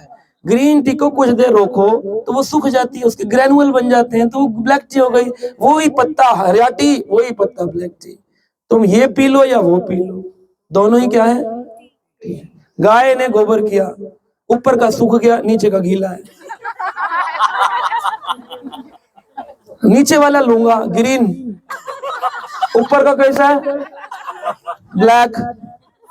तो ग्रीन टी ले या ब्लैक टी, क्या है? गोबर है। यही भाल यही मंद, भगवान प्रभुपाद जी कहते थे ये भाला ये मंद है, दोनों समान है। ग्रीन टी पियो या ब्लैक टी पियो, बोथ इज अ गोबर। तो ये नहीं लेना है ना? तो इसलिए बहुत सारे पुष्प हैं। प्रभु हम आपको क्या दे रहे हैं? अपने अच्छे गुण आपको अर्पित करें। मुझ में बहुत अवगुण है, मेरे में बहुत अवगुण है प्रभु, मैं अवगुणों का भंडार हूं। I am full of bad qualities, लेकिन मैं आपको क्या ऑफर कर रहा हूं? अपने अच्छे गुण पुष्प रूप में, सुगंधित पुष्प। प्रभु मेरे अच्छे गुण रूप में आप स्वीकार करिए। मेरे में कोई भी एक अच्छा गुण हो उसे आप स्वीकार करिए, मेरे बुरे गुणों को आप त्याग दीजिए। फिर जब भगवान को मयूर पंख करते हैं, कहते हैं ऐसा लगना चाहिए ठाकुर जी को कि हम जब मयूर नाचता है, कब नाचता है? जब बारिश होती है। तो बारिश में क्यों नाचता है? क्यों? उसने रेनकोट की फैक्ट्री खोली है, क्यों नाचता है? हाँ, प्रसन्न होता है, प्रसन्न होता है। तो जब आप ठाकुर जी के सामने जाओ तो प्रसन्न हो। इस प्रसन्न वदनम प्रियाय, प्रभु आप मुझे प्रसन्न कर रहे हैं, आपका दर्शन मुझे प्रसन्न कर रहा है। इस प्रसन्न भाव से मयूर पंख ठाकुर जी के सामने नचाना होता है कि ये मेरी प्रसन्नता आपको मैं ऑफर कर रहा हूँ, मेरी प्रसन्नता है ठाकुर जी। हाँ, मेरी प्रसन्नता है। हाँ, ये प्रसन्नता है, हमारी खुशी है। कभी भी भगवान के सामने रोते हुए नहीं जाना चाहिए। रोना आ रहा हो तो रोक लेना चाहिए। लोग रोते ही भगवान को और बाहर आके टीवी सीरियल लेके टीवी सीरियल में हंस रहे हैं और भगवान के सामने अरे रोना नहीं है, ठाकुर जी के सामने रोना नहीं होता है, उनके सामने हंसना होता है। क्यों हंसना होता है? क्योंकि अगर आपके प्रभु को दुख होगा आपको अच्छा लगेगा। बच्चे के चोट लगती है तो बच्चा रो लेता है, लेकिन माँ को नहीं बताता कि चोट लगी है। बोले माँ को पता चलेगा तो मुझसे भी ज्यादा दर्द तो मेरी माँ को। तो प्रभु के सामने रो रहे आया है करके, रोना नहीं चाहिए भगवान के आगे। अगर आपके दिल का कोई दुखड़ा है, आदमी कहे रोए नहीं तो किसके सामने रोए? प्रभु के सामने तो रो सकते हैं, रो सकते हो। वह रोना दूसरे प्रकार का है। एक रोना होता है कि प्रभु आप ना मिले इसलिए मैं दुखी हूँ। एक रोना है कि प्रभु तुमसे ना मिला इसलिए दुखी हूँ, है ना? एक आप ना मिले और एक आपसे ना मिला, दोनों में फर्क है ना? एक बच्चा था, वो खेलते खेलते गिर गया, उसके चोट लगी तो रोने लगा। हाँ, तो माँ क्या हुआ क्या हुआ? माँ चोड़ा लल्ला लल्ला। रोना नहीं, लड्डू खाएगा लड्डू खा ले। उसने लड्डू खाया, कहा इतनी तो चोट नहीं लगी थी जितना बड़ा लड्डू मिला। अगले दिन जो है ना झूठा झूठा नाटक है, माँ खाना बना रही थी, है, माँ खाना बना रही थी। माँ के पास पल्लू पकड़ता है आके, माँ माँ, कहती हाँ चोट लगी है, लड्डू नहीं देती, कल तो लड्डू दिया था। माँ बोली हाँ, कल तू चोट लगने पर रो रहा था, आज तू लड्डू के लिए रो रहा है। रोने में भी फर्क होता है। ठाकुर जी पहचान लेते हैं हृदय के अंदर क्या भाव है। तो मेरे लिए रो रहे हो या मेरे से लेने के लिए रो रहे हो? मेरे से लेने के लिए रो रहे हो तो वो रोना भगवान के सामने नहीं चाहिए। उन्हें मालूम है तुमको क्या देना है क्या नहीं देना है। जिससे कर्म करके आए हो वही फल तुमको मिलने वाला है। मांगने से कभी कुछ मिलता, तुम कितनी प्रार्थना करिए कभी भगवान के आगे, हे प्रभु हड्डी तोड़ो सर भी फोड़ो हे जगदीश हरे, फिर भी हड्डी टूट जाती है, सर फूट जाता है। फिर ये क्यों गाते हो, सुख संपत्ति घर आवे कष्ट मिटे तन का। माता जी आजकल कमर में बहुत दर्द है, गाया नहीं जाता। तुम्हारे गाने से जा रहा है क्या? गाने से जा रहा है क्या? अगर जला गया हो तो गाओ, कोई दिक्कत नहीं है। जा नहीं रहा क्योंकि तुम्हें कमर के दर्द, तुम्हारे सर का फूटना, हड्डी का टूटना, ये तुम्हारे प्रारब्धों से मिल रहा है। अगर दुख प्रारब्ध से आएगा तो सुख भी प्रारब्ध से, मांगने से नहीं आएगा। टाइम वेस्ट मत करो। ठाकुर जी मांगने से नहीं। उनके आगे तो प्रीति पूर्वक पंख, प्रभु प्रसन्न, आपने हमें शरीर दिया, आपने हमें संसार दिया, आपने हम प्रसन्न होना चाहिए। फिर बाद में क्या है ठाकुर जी के आगे, चंवर करना चाहिए। चंवर का अर्थ है भगवान को कि प्रभु मेरा मन पूर्ण रूप से शांत है, अब मैं शांत हूं आपके आगे आकर के, है ना। भगवान ने गीता में क्या कहा है, जितात्मा प्रशांतस्यः, जितात्मना प्रशांतस्यः। भगवान कहते हैं कि वह आत्मा जीत जाती है संसार को जो सदा क्या रहती है, प्रशांत रहती है। जितात्मना प्रशांतस्यः। तो प्रशांत यानी कि जो परमानेंट शांत है वह प्रशांत है। तो इसलिए शांत मेरा मन, मेरा चित्त, मेरा मन हमेशा शांत रहता है, विचलित नहीं होता। यह चीज भगवान को वह शांति का अनुभव कराता है जब हम चंवर करते हैं, प्रभु शांत, धीरे धीरे धीरे धीरे। वृंदावन में एक पुजारी थे, वो चंवर कर रहे थे ठाकुर जी को। ठाकुर जी इससे खड़े, वो चंवर कर रहा है, इधर बात भी कर रहा है। चावल लाए हो दान के लिए? नहीं लाए। तुम ऐसे आए तो खा लिया, लेकिन यहाँ ना हो तो दान दिया कल तुमने कुछ? चंवर करे जा रहा है, बात की जा रही। चंवर करते करते वो पंखा यहाँ लगा ठाकुर जी के थोड़ी पे ना, ऐसे ऐसे, तो वो ऐसे कर चटाक चांटा पड़ा उसे, तो ऐसे हो गया। किसने मारा मेरे को इतनी जोर से? तो चुप हो गया, किसी को बोला नहीं। तो जो नीचे खड़ा था दान जिससे मारा था, क्या हुआ महाराज? अगर कुछ नहीं, बड़े जोर का लगा, किसने मारा पता नहीं। दोबारा करने लगा, फिर दोबारा कर रहा है, फिर बात कर रहा है, फिर वो चटाक फिर जोर से लगा। अब की बार तो बोला कि कुछ तो है, बोला तू जा, बाद में बात करूंगा। मंदिर का पट बंद किया, ठाकुर से बोल रहा है क्या बात है, आज मुझे चांटा लग रहा है, कौन है, क्या है? भगवान बोले धीरे, तुमसे ढंग से चांवर भी नहीं होता। ये शांत चित्त का दर्पण है कि वो जैसे खाली बूढ़े आगे बाल घुमा रहे हो सामने। हर चीज के पीछे लॉजिक है। लोग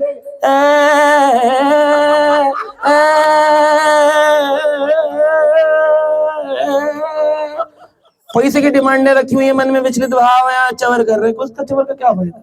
शांत भाव, ठाकुर जी का प्रेम पूर्वक 15 मिनट दो भगवान को। पूरा दिन की आप पूजा पाठ मत करो, लेकिन 15 मिनट तो प्रेम से रखो। ये बाहर का भाव, ये भाव से जब हम भजन करेंगे तो ठाकुर जी को अत्यंत अनुभव होता है आनंद का। और फिर जब आरती होती है तो शंख बजाया जाता है। तो शंख किस चीज का अनुभव कराता है? बोले विजय घोष।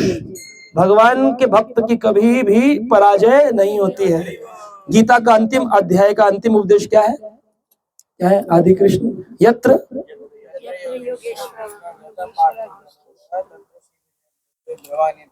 हाँ, यत्र योगेश्वर कृष्ण तत्र पार्थो धनुर्धरा, है ना। जहां पर मेरे भक्त हैं, जहां मेरे प्रभु कृष्ण हैं, तत्र श्री विजय भूति ध्रुव नीतिर मतिर ममहा।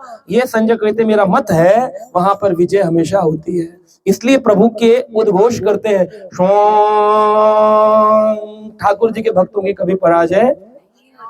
जब भगवान ने अपना पंचजन्य शंख बजाया था और अर्जुन ने अपना कौन सा शंख बजाया था? क्या नाम है अर्जुन के शंख का? गीता तो आप सब पढ़ चुके हैं, देवदत्त। हाँ, और भीम का पौंड्रक। तो इस प्रकार का पौंड्रक, देवदत्त, पंचजन्य जब शंख बजे तो कहते हैं ऐसा दिल दहल गया, किसका? पांडवों की ध्वनि को सुनकर कौरवों का दिल दहल गया कि विजय तो इनकी। क्यों? क्योंकि ये लड़ाई किस चीज की थी? धर्म युद्ध था। और धर्म युद्ध में विजय किसकी होगी? धर्म की। और युधिष्ठिर कौन है? धर्मराज। कृष्ण कौन है? धर्म है, वही तो धर्म है। आप देखिए भगवत गीता का प्रथम अध्याय क्या कहता है? पहला श्लोक क्या है? धर्म क्षेत्रे कुरुक्षेत्रे समावेता युधिष्ठिरः मामकः पांडवः किम कुर्वतः। तो पहला शब्द क्या है? धर्म। क्षेत्र भी हटाओ, पहला क्या है? धर्म। और अंतिम श्लोक क्या है? यत्र योगेश्वर कृष्णः यत्र पार्थो धनुर्धरा तत्र श्री विजय भूति ध्रुवर नीतिर मतिर मम। ये आखिरी है मम और पहला है धर्म। तो भगवान कह रहे संपूर्ण गीता सिखाती है मम यानी मैं ही धर्म हूं, मैं ही धर्म। अब कृष्ण को छोड़कर तुम कितना जय महामुरादे पूरी कर दे, लो बांटूंगी बांटूंगी बांटूंगी, बांट भी देगी तो कुछ नहीं, कुछ नहीं होगा। मैं ही धर्म हूं। ठाकुर जी कह रहे हैं, भगवान ने गीता में कहा, हाँ जो लोग अन्य देवी देवताओं की शरण में जाते हैं मैं उनकी बुद्धि को निष्ठावान बनाता हूं। क्यों? क्योंकि मायस्तेते हतः ज्ञानम प्रपद्यन्ते अन्य देवता। जिनका ज्ञान माया द्वारा हरा जाता है वो अन्य देवताओं की शरण में बेचारे क्या करें? माया ने घसित किया है, पकड़ रखा है, छोड़ूंगी नहीं, कैप्चर कर रखा, माइंड को क्रश कर रही है अंदर से, तमोगुण रजोगुण के लालच, प्रॉपर्टी, मेरा पैसा, मेरा मकान, मेरे बच्चे, मैं और मेरा, माया ने पकड़ रखा है, माया ने कैप्चर किया। माया स्तेते हतो ज्ञानम प्रपद्यन्ते अन्य देवता। है देवता मेरी पूजा करो। भगवान कह रहे मम धर्म, मुझे छोड़ करके ये कार्य करेंगे। भक्त लोग इस तरह चले जाए, भक्त लोग लेकिन एक रास्ते आते कह ठाकुर जी है ना हमारे, उनको किसी की जरूरत नहीं, भगवान के बारे में। तो भगवान हमारी रक्षा करते, हमको और चिंता की आवश्यकता नहीं है। तो ये शंख विजय घोष करता है। तो कहते हैं कि 3 बार ही शंख बजाया जाता है। आपने देखा होगा, पोंग पोंग पोंग, मंदिर में प्रारंभ में भी और अंत में भी। क्यों 3 ही क्यों? बोले क्योंकि ठाकुर जी त्रिगुणातीत हैं। तो भगवान की शरण में जो आते हैं वह भी तीनों गुणों को पार कर जाते हैं। इसलिए भगवान के भक्त 3 गुणों के विजय का घोष करते हैं। हम 3 गुणों में नहीं फंसेंगे। क्यों? क्योंकि हम ठाकुर जी ओम, पहला तमोगुण कटा, ओम दूसरा रजोगुण, ओम सत्वगुण, आजाद, तीनों गुणों के परे चले जाते हैं, त्रिगुणातीत होते हैं, है ना। तो ये माम यो अभिचारणे भक्ति योगे न सेवते सा गुणान समित्यते ब्रह्म भूया ही कल्पते। 14वें अध्याय में भगवान कहते हैं क्या? माम यो अभिचारणे, जो मेरी सेवा करते हैं, भक्ति योगे न सेवते, भक्ति योग से सेवा करते हैं, सा गुणान समित्यते, वो तीनों गुणों को पार करके क्या बन जाते हैं? सा गुणान समित्यते ब्रह्म भूया ही कल्पते, वो पर ब्रह्म आत्मा भगवान की सेवा में पहुंच जाती है, वो आत्म साक्षात्कार कर जाते हैं, तीनों गुणों के परे चले जाते। क्यों? क्योंकि वो भगवान की सेवा करते। भक्ति योगे न सेवते, और इस श्लोक में क्या आया है? भगवत भक्ति युक्तेन। इधर है भक्ति योगे न सेवते, भगवत भक्ति युक्तेन। बार बार भगवान कह रहे हैं भक्ति करो, और कोई रास्ता नहीं है, और कोई रास्ता नहीं है। जैसे हम देखते हैं कि जो बड़े बड़े कॉर्पोरेट होते हैं उसमें अगर आग लग जाए तो एक ही रास्ता होता है जहां से एग्जिट किया जा सकता है, इसलिए इमरजेंसी एग्जिट बनाया जाता है। हवाई जहाज भी जब चलता है तो उसमें कहते हैं 2 द्वार पीछे हैं, 2 द्वार आगे हैं, लेकिन ये सब बेकार है, निकलना नीचे से, है ना। ये तो 2 द्वार आगे हैं, 2 द्वार पीछे, लेकिन जब इमरजेंसी आएगी नीचे से निकलना है, इमरजेंसी गेट खुलेगा। तो वही है, ये द्वार देवताओं के, ये द्वार भूत प्रेतों के, लेकिन भगवान कह रहे ये द्वार जो असली है, इमरजेंसी में फंसे हो, ठाकुर जी ही तुम्हें मुक्त करेंगे, और कोई रास्ता नहीं है। एक ही रास्ता, एक ही वे, ओनली वे। हरे नाम एव केवलम कलो नास्तेव नास्तेव नास्तेव गतिर अन्यथा। और कोई गति नहीं होने वाले, कोई बाबा जी टाबा जी काम नहीं आएंगे, केवल और केवल कौन काम आएंगे? कृष्ण काम। ये बात निश्चित मान लेना चाहिए। तो ये है बाहर का रस। अब हम चलेंगे अंतरंग रस की ओर। अंतरंग रस क्या है? श्री वल्लभाचार्य जी रस अपने रस भावना पुस्तक में अंदरूनी रस बताते हैं। ठाकुर जी की आरती का क्या भाव है। देखिए आरती के कितने भाव हैं, और लोग ऐसी आरतियां कर जा रहे हैं, ये कुछ भी दिया घुमाया, मैं भी कर लूं, झूठी आरती करते हैं, पता है, झूठी आरती करते हैं। इधर कर दी भगवान को, इधर कर दी गुरु जी को, फिर पकड़ के फिर भगवान को। ये झूठी आरती है। एक बार भगवान को घूमने के बाद फिर ठाकुर जी के भक्तों पे चली गई, फिर भगवान को नहीं घुमाई जाती है, वो झूठी हो जाती है आरती।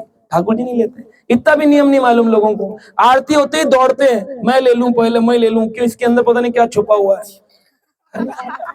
अगर इसकी असलियत पता चल जाए आरती क्यों लेनी चाहिए, तो 90% लेना छोड़ देंगे। क्यों? आर्त का मतलब होता है दुखी, आर्त मतलब है दुखी, और आरती मतलब है दुखों को लेना। ठाकुर जी का दुख क्या है? ठाकुर जी का दुख है मेरे बच्चे मुझे भूल गए। ये भौतिक संसार में लगे पड़े हैं, हम भी बड़े ज्ञानी हैं जी, आता कुछ नहीं, 0.0 एक श्लोक नहीं बोल सकते, ना भागवत पढ़ी ना गीता पढ़ी, हम भी हिंदू हैं। अरे हिंदू हिंदू ही नहीं होता कोई शास्त्र में शब्द, हिंदू ही नहीं होता। तुम कहां से आ गए हिंदू? श्रील प्रभुपाद ने कहा there is no Hindu existing in this world. तुम कहां से आ गए हिंदू?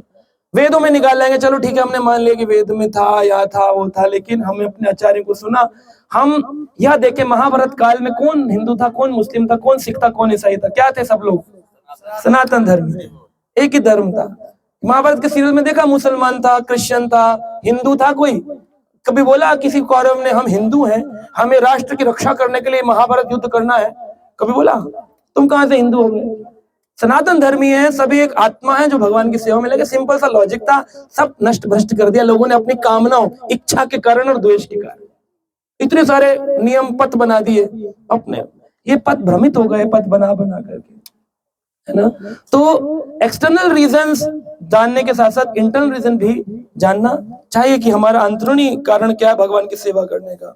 तो वल्लभाचार्य जी ने रस भावना पुस्तक में लिखा है कि जब हम पहले ठाकुर जी को अगरबत्ती लगाते हैं तो अगरबत्ती एक नहीं होनी चाहिए, है ना? अगरबत्ती कितनी होनी चाहिए? कम से कम 3, 5 और 7, एक भी हो सकती है, 1, 3, 5, 7। लेकिन एक अगरबत्ती नहीं होनी चाहिए का मतलब क्या है? एक फ्लेवर नहीं होना चाहिए, कई फ्लेवर होने चाहिए। तो रस भाष्य पुस्तक में वल्लभाचार्य कह रहे हैं अलग अलग रस भगवान को ऑफर करने चाहिए। भगवान के कितने वन हैं? वृंदावन में 333 वन, जिसमें से मुख्य प्रमुख है 137 वन, उनमें से मुख्य है 12 वन। तो 12 कलर की, 12 फ्लेवर की तो होनी चाहिए। रोज भगवान को उनके उन वनों की लता पताओं की खुशबू भगवान को अर्पित करनी चाहिए। ठाकुर जी आज भांडेर वन की खुशबू लो आप, ठाकुर जी आज आप ना बहुला वन की खुशबू लो आप, ठाकुर जी आज आप यहाँ घूमने निकले हो आप कृष्ण, आज आप राधा रानी के साथ, आज आप आए हो कामा वन में, आज आप आए हो आप हमारे मधुवन के अंदर, आज आप आए हो महावन के अंदर। ऐसे अलग अलग वनों की खुशबू, ये भाव से रस का भाव ये है, इससे दिया जाता है। और इसी प्रकार कृष्ण का स्मरण किया जाता है। जब दिया लगाया जाता है तो व्रजवासी कहते हैं ये जो दिया है ये भाव है मेरा प्रभु कि मैं आपकी विरह वेदना में तड़प रहा हूं। तो जब कोई जलता है तो आदमी कहते हैं मैं जल रहा हूं, तो जल तो रहा नहीं होता, कोई गैस पे तो नहीं बैठा होता, तो जल क्या रहा होता है? उसकी हृदय भावनाएं जल रही होती, विरह की भावना। जिनसे प्रेम करते हो अगर उनसे अलग रहना पड़े तो हृदय में एक जलन उत्पन्न होती है। एक जलन तो गैस के कारण होती है, एसिडिटी वाली। एक वो गैस पे बैठ जाओ जो चूल्हा होता है उस पर जलन होती है। एक जलन होती है द्वेष की जलन की, उस पे अच्छी साड़ी, तेरी साड़ी इस साड़ी से सफेद कैसे आता है ना ऐड, ये सुपर यूज करो प्रोडक्ट आता है, तो कई सारे आते हैं। तो इस प्रकार से ये द्वेष की भावना जलना होता है। एक जलना होता है गैस पे बैठ के जलना, एक होता है एसिडिटी से जलना, लेकिन यह है वेदना, विरह वेदना से जलना। तो भक्त कहते हैं मैं प्रभु आपके विरह वेदना से जल रहा हूं, और उसी अग्नि को, उस विरह अग्नि को आपको, जिस विरह अग्नि में 100 वर्षों तक गोपियां और श्रीमती राधा रानी तड़पते रहे, उस भाव को अपने कृष्ण को अर्पित करने के भाव को कहते हैं दीप अर्पित करना। ये जो दीप है ये बहुत दीप है। तो तीसरी चीज है, जब हम भगवान को जल अर्पित करते हैं तो इस जल के अंदर भगवान के रस तत्वों को, हम जब वृंदावन जाते तो क्या कहते हैं, जितने भी कुंड है उन कुंडों में क्या भरा है? भगवान का, श्रीमती राधा रानी कृष्ण का अप्लावित प्रेम रस उसके अंदर भरा हुआ है कि नहीं? तो अप्लावित प्रेम रस भरा है, इसलिए उन कुंडों को सर कहते हैं, और सर का उल्टा क्या होता है? रस होता है। तो कुंडों को, सरोवरों को सर कहते हैं। सरोवर का शॉर्ट फॉर्म है सर, और सर का उल्टा है रस।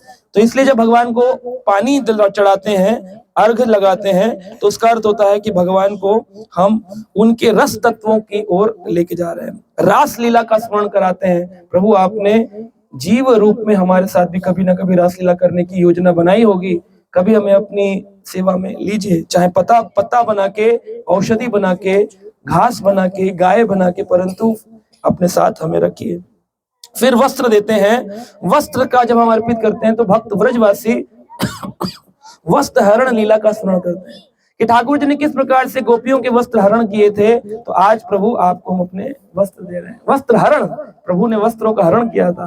तो वस्त्र हरण लीला का अर्थ क्या था कि भगवान इस ऊपर से जो ये शरीर का अहंकार है कि मैं कुछ हूं, इस अहंकार को प्रभु आपके चरणों में लगाते हैं और इस अहंकार से रहित करके हमें अपनी सेवा में इस भाव से ये वस्त्र हरण लीला का स्मरण करते वस्त्र आने हैं।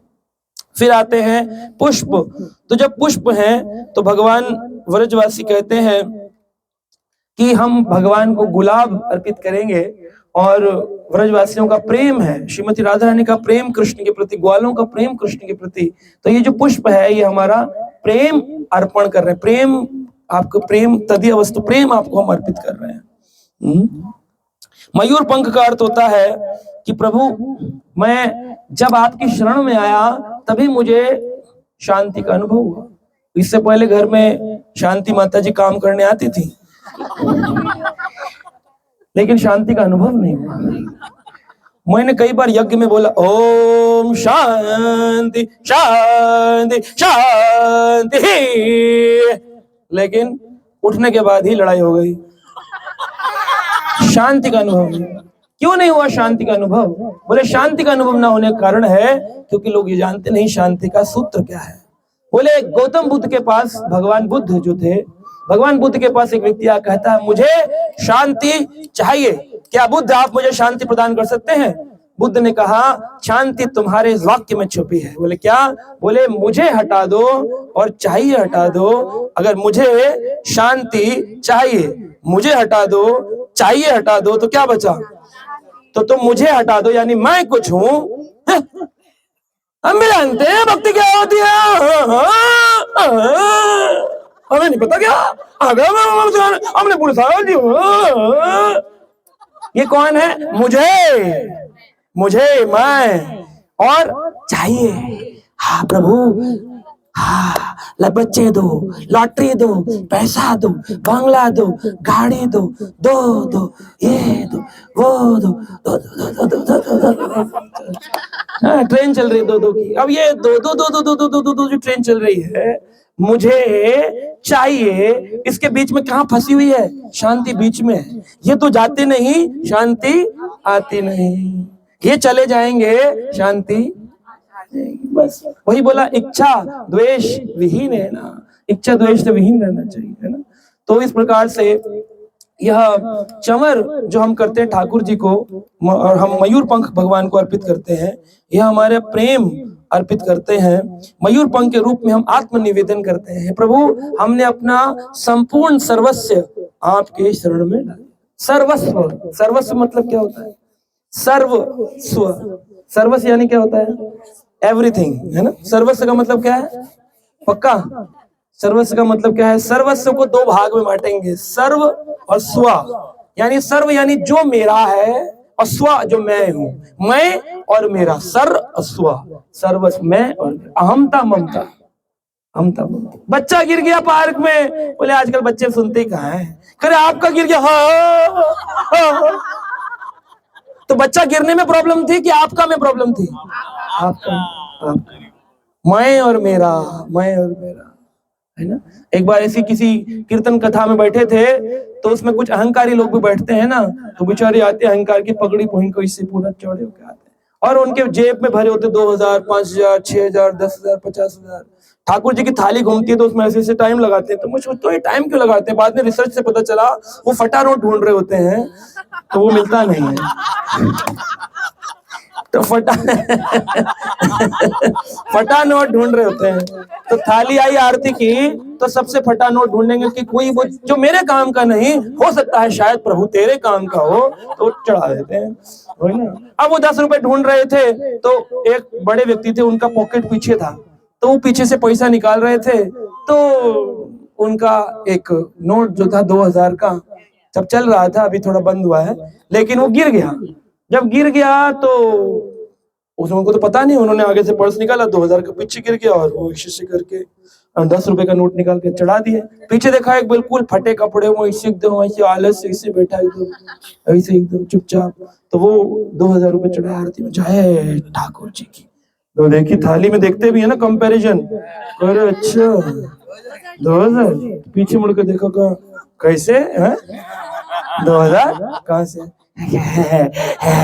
मेरा कुछ नहीं है, सब प्रभु की कृपा है। आप निकाल रहे थे, आप ही का गिर गया, मैंने चढ़ा दिया। तो प्रकृति तो ले लेगी, प्रकृति तो लेगी, अहंकारियों का सब कुछ लेती। भगवान कहते हैं मेरा एक ही भोजन है, तेरा अहंकार, अहंकार मेरा भोजन है। और बड़े बड़े ज्ञानी नहीं छोड़े, रावण जैसा व्यक्ति प्रकांड विद्वान था, ठाकुर जी ने छोड़ा नहीं, शरण में नहीं आया, नाम जप नहीं किया, बोले बता बेटा अब तू आजा साइड में, है ना। तो भगवान छोड़ते नहीं किसी को भी, इसलिए आत्मनिवेदन का सर्वस्व समर्पित करना, सर्व मेरा जो है और मैं जो हूं, सर्वस्व समर्पित करने का अर्थ। आगे कहते हैं चंवर जो है ये है, अब देखिए चंवर की कितने बड़ी भावना वल्लभाचार्य जी कह रहे हैं कि चंवर जो है ये ठाकुर जी को ऐसा लगना चाहिए, राधा रानी की हार्ट बीट्स उनको ऐसा, राधा रानी बाटी है ठाकुर जी के साथ, और उनकी दिल की ध्वनि, दिल की धड़कन कृष्ण को स्मरण आए, यह भाव से व्रजवासी चंवर ठाकुर जी को कर रहे हैं, है ना। तो ये अलग अलग भावों में भगवान की सेवा होती है। और इसमें जब शंख बजाते हैं तो इसका अर्थ क्या होता है, बोले एक्सटर्नल रीजन में तो उद्घोष किया तो विक्ट्री यानी विजय, लेकिन जब अंतरंग कारण में शंख बजाया तो इसका अर्थ होता है, व्रजवासी बजाते हैं जब शंख कहते हैं ठाकुर जी की वेणु बज रही है, वेणु बज रही है, वो शंख के माध्यम से ठाकुर जी की वेणु बजाते हैं और उनको स्मरण कराते हैं, प्रभु आप अपनी वेणु के माध्यम से हमें भी अपनी ओर आकर्षित करिए। तो ये 3 बार क्यों बजाते हैं, बोले फिर वेणु बजाने तो एक बार बजाओ, वेणु कोई फू फू फू थोड़ी बजाते थे ठाकुर जी, एक बार हूं बजाते थे, या आपने 3 बार हो गलत है तो कारण, बोले 3 गोपियों के ग्रुप थे, गोपियों के 3 ग्रुप थे, इसलिए तीनों ग्रुप की गोपियों को बुलाने के लिए तीन जो है इनको बुलाने के लिए ठाकुर जी 3 प्रकार की ध्वनि बजाते हैं। एक गोपियां हैं जो स्वपक्ष गोपी हैं, स्वपक्ष यानी ठाकुर जी के पक्ष की गोपियां हैं जो उनका सहायता करती हैं, उनके साथ देती हैं। एक विपक्ष गोपियां हैं जो ठाकुर जी से विपक्ष रहती हैं, राधा रानी की सहायता करती हैं और हमेशा ऐसा कुछ करती हैं कि कृष्ण राधा रानी से अलग हो जाएं, है ना, हमारी राधा रानी हमारे साथ ही रहे, तो विपक्ष गोपियां हैं। कुछ स्वपक्ष गोपियां हैं और तीसरे प्रकार की हैं जो सम गोपियां हैं, सम यानी न्यूट्रल रहती हैं, उनको कोई फर्क नहीं पड़ता, वो तो खुश हैं राधा कृष्ण की, तो जैसे मंजरी भाव जैसे कहते हैं वैसा भाव रहता है, वो सम रहती है, न्यूट्रल। तो ऐसी गोपियों का ग्रुप, तीनों ग्रुप को ठाकुर जी इकट्ठा बुला रहे हैं। तो बांसुरी को हम जब शंख बजाते हैं तो ठाकुर जी आपकी गोपियां आपकी संरचना में आपका संग प्राप्त करें, इस भाव से शंख 3 बार वेणु की ध्वनि को करता हुआ प्रतीत होता है। तो बोले ठाकुर जी का ये पर्दा क्यों लगाते हैं, इसका भी तो कोई कारण होगा। तो इसका बाहरी कारण है ठाकुर जी का कि भगवान लज्जावान है और हम लज्जाहीन हैं, हमारे में लज्जा ही नहीं बची आजकल, है ना, लज्जाहीन हो चुका है समाज, लज्जा नहीं है। तो लज्जावान भगवान को अच्छा नहीं लगता कि भगवान सबके सामने खाएं, वो अकेले खाते हैं, अकेले खाते हैं। अभी भी कुछ दिन पहले कोई भक्त बता रहे थे, बोले राधा रमण वृंदावन जो मंदिर है उसमें ठाकुर जी को भोग लगाया जाता है खीर का, और भुवनेश्वर के पास एक मंदिर है रेमुणा में जिन्हें खीर चोरा गोपीनाथ कहते हैं, वहां भी गोपीनाथ जी की खीर, अपने भक्त के लिए खीर चुराई, तो स्टेशन का नाम है खीर चोरा गोपीनाथ। लोगों ने भगवान को मूर्ति मान रखा है, मूर्ति मान के अपना जीवन गुजार रहे हैं, लेकिन भगवान जो भगवान को भगवान मानता है, भगवान उसके लिए हर प्रकार से कार्य करते हैं। तो वहां पर भगवान ने अपने भक्त माधवेंद्रपुरी के लिए खीर का कुलिया, मिट्टी की जो कुल्लड़ है उसे कुलिया कहते, छोटी कुलिया चुराई, और वहीं गोपीनाथ मंदिर से यहाँ राधा रमण मंदिर में भी उस परंपरा को पालन किया जाता है, क्योंकि माधवेंद्रपुरी तो बहुत पहले आए 12th सेंचुरी में, और फिर आज से 500 वर्ष पहले गोपाल भट्ट गोस्वामी आए और उनके लिए अग्निदेव प्रकट हुए, तब से वो अग्नि रोज जल रही है, और उस अग्नि की राख ही राधा रमण के लोग काली राख लगाते हैं अपने मस्तक पर। तो वो कुलिया जो थी वहीं से वो परंपरा माधवेंद्रपुरी से, और यहाँ भी ठाकुर जी को भोग लगता है। तो जो उनके परंपरा में बच्चे हैं उनको भी सिखाया जाता है, जैसे जैसे माता पिता होते हैं वैसे बच्चे होते हैं, माता पिता अहंकारी होते हैं बच्चे भी अहंकारी होते हैं, माता पिता सिगरेट उड़ाते हैं तो बच्चे भी सिगरेट उड़ाते हैं, माता पिता भक्त विनम्र होते हैं तो बच्चे भी विनम्र होते हैं। जैसे माता पिता वैसे बच्चे होते हैं, क्योंकि वो उनको कॉपी करते हैं, उनको अपना रोल मॉडल मानते हैं। तो आजकल समाज में जैसे माता पिता वैसे बच्चे होते हैं। तो ऐसे राधा रमन पुजारी लोग अपने बच्चों को सिखाते हैं भोग कैसे लगाना है, कैसे पर्दा लगाना है। तो एक बच्चे को सिखाया, उसने पर्दा लगाया, भगवान का भोग लगाया, अभी की कुछ दिन की बात है। हाँ, तो भोग लगाया, पर्दा लगाया, और तुरंत ही उसने बच्चे ने जो 10 मिनट का काल था वो 10 मिनट में वेट करके तुरंत पर्दा हटा दिया। जब पर्दा हटाया तो क्या देखा, राधा रमन जी का हाथ कुलिया के अंदर था। तो उन भक्तों ने अभी भी वो फोटोग्राफ्स खींचे हैं, कुछ बताया, बोले कि ये राधा रमन एकदम स्टेबल हो गए और एकदम घबरा गए, कुलिया मुंह पर लगा हुआ है, सारा वो खा रहे हैं, है ना। तो आप राधा रमन का वैसे भी पिक्चर देख सकते हैं, राधा रमन जी का पिक्चर देखेंगे, कभी कभी उनके दांत वाले पिक्चर आते हैं, कभी कभी मुस्कुराते हैं और कभी कभी मुस्कुराते नहीं है, है ना। तो ठाकुर जी जब मुस्कुराते हैं, जब वो प्रसन्न होते हैं भोजन से, भक्तों के प्रेम से, भगवान के भक्तों के भाव से, तो तेरी मंद मंद मुस्कनिया पे मैं वारी वारी जाऊं, ठाकुर जी मुस्कुराते हैं। और कभी कभी ठाकुर जी नहीं मुस्कुराते हैं। तो आज भी भगवान वो खा रहे हैं, किसका खाएंगे, जो खिलाना चाहेगा। बोले कौन कहता है कि भगवान खाते नहीं, तुम यशोदा के जैसे तुम अपने मटर पनीर और छोले कुलचे पूरी ये खा रहे हो, ये फोन करके मंगा लेंगे तुरंत आ जाएगा, वो भगवान भोग खा रहे हैं क्या। भगवान तो तुमने दिखावे के लिए शोरूम बना रखा है, हम भी भगवान को मानते हैं, मानते रहो। ये यथाम प्रदंते ताम सते बजाम्यम, जितने प्रतिशत तुम भगवान के शरण में हो, ठाकुर जी भी उतनी परसेंटेज में तुम्हारे शरण में आएंगे। तो भगवान आज भी खाते हैं। तो इसलिए यह जो कर्टेन का भाव है, जैसे यहाँ पर भगवान का भक्तों का भोग लगा रहे हैं, तो क्यों भगवान के सामने, अब बाहर के संसार के लोग तो डब्बा लाते हैं, ठाकुर जी आगे रख देते हैं, जो पैसे तो लगाते ही नहीं है। कुछ जो थोड़े बहुत हिंदू परंपराओं को मानते हुए आए, वो डब्बा रखेंगे, उसमें तुलसी रखेंगे, नहीं रखेंगे उनके भगवान जाने, घंटी बजाएंगे एक बार, जब तक भगवान हाथ धोएंगे तब तक उठा लेंगे। भगवान कह रहे अरे मुझे खाने भी नहीं दिया, फिर बुलाया गया कि वो घंटी क्यों बजाए।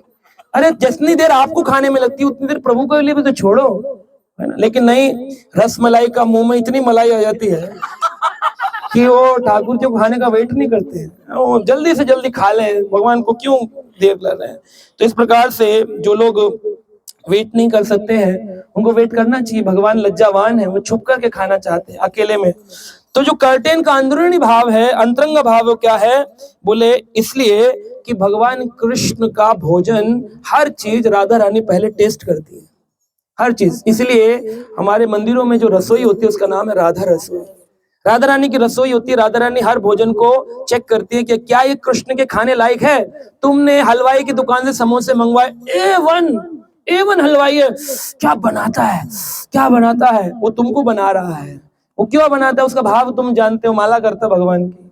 तो हलवाई का बना हुआ भोजन जो होता है, ठाकुर जी ने राधा रानी चेक करती, कहती ओहो इसमें तो काम क्रोध पैसे की कामना है, मैं पैसे कमाने के लिए दुकान खोलने की कामना है, ये तो ठाकुर जी खाएंगे। तुम रख लो, प्रार्थना कर लो, चढ़ा दो, फेंक दो, फूल डाल लो, तुलसी डाल लो, भगवान उसको स्वीकार नहीं। जैसे भगवान तो बहुत बड़े हैं, मैं तो एक छोटा सा व्यक्ति हूँ, छोटा सा जीव, उनका सेवक हूँ। अगर मेरी इच्छा अनुरूप भोजन ना बना हो, मुझे पता चल जाए कि ये व्यक्ति जप नहीं करता है, ये व्यक्ति 16 माला नहीं करता, जिस माता ने बनाया है, जिस प्रभु ने बनाया है, ये भगवान को सही से भोग नहीं लगाया गया मंत्रों के द्वारा, मेरे सामने आ जाए, मैं पूछ लेता हूँ अपने भक्तों से क्या हाल है, कहते हैं लेवल 10 नंबर 100 में से 10 नंबर है, तो मैं कहता हूँ फिर बोलूंगा मेरी तबीयत ठीक नहीं है, मैं सिर्फ फ्रूट ले लूंगा। बोले क्यों, हम भी तो शुद्ध हैं, नहा के आए हैं, सारे स्वच्छ बर्तन है, तुम्हारे भाव का क्या होगा, तुम्हारे जाप का क्या होगा। तो वो तुम्हारा है नहीं ना, इसलिए भगवान उसको खाते। जब भगवान तो दौड़ छोड़ दो, हम ही नहीं खा रहे हैं तो भगवान का खाएंगे, हम ही नहीं खाते हैं। अरे वृंदावन के भाव में तो इतनी गहराई है, जिसके गले में कंठी नहीं है उसके हाथ का पानी तक नहीं पीना चाहिए। ये वृंदावन के भक्तों का श्रद्धा है, ये भाव है, वो आपको छूने नहीं देंगे। एक बार की बात है कि मेरे साथ कुछ भक्त गए थे, वो वृंदावन में चंदन सेवा चल रही थी, चंदन के लिए गए, चंदन घिसने के लिए। तो एक के गले में कंठी नहीं थी, उन्होंने भाव में पकड़ लिया, हम भी घिसेंगे। तो प्रभु जी आए, बोले मैं माता जी आपसे क्षमा मांगता हूँ, पर आपके गले में कंठी नहीं है, इसका मतलब आप समर्पित नहीं है, ये चंदन ठाकुर जी को लग नहीं पाएगा, इसलिए आप रहने। कह रहे हमें भाव बहुत है। कह रहे अगर भाव है तो कंठी पहन ली। कह रहे अभी प्याज लहसुन चाय, प्याज लहसुन चाय। बोले फिर आप यहाँ से जाए, पहले प्याज लहसुन का भोग कर लो, 2-3 जन्म गुजार लो, फिर जब आ जाओ फ्री होके तब आ जाना भगवान के जन्म। नहीं ठाकुर जी स्वीकार करेंगे। वो कहाँ लिखा है, कहाँ लिखा है, क्रोध में आ जाएंगे। वो लिखा है, शास्त्र पढ़ लो, भागवत पढ़ लो, गीता पढ़ लो, सब कुछ पढ़ रखा होता है लेकिन कुछ नहीं पढ़ा होता, क्योंकि पढ़ने से पहले सबसे पहली चीज माननी पड़ेगी, कृष्णस्तु भगवान स्वयं।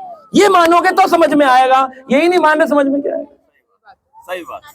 डॉक्टर के पास गए, डॉक्टर की डिग्री पहले पढ़ते हो, MBBS, MD, MS, ये वो FRCS, वो फिर दिखाएंगे मेरे पेट में डॉक्टर साहब दर्द है, तब डॉक्टर के ऊपर भरोसा होगा, तब तो वो दवाई देगा।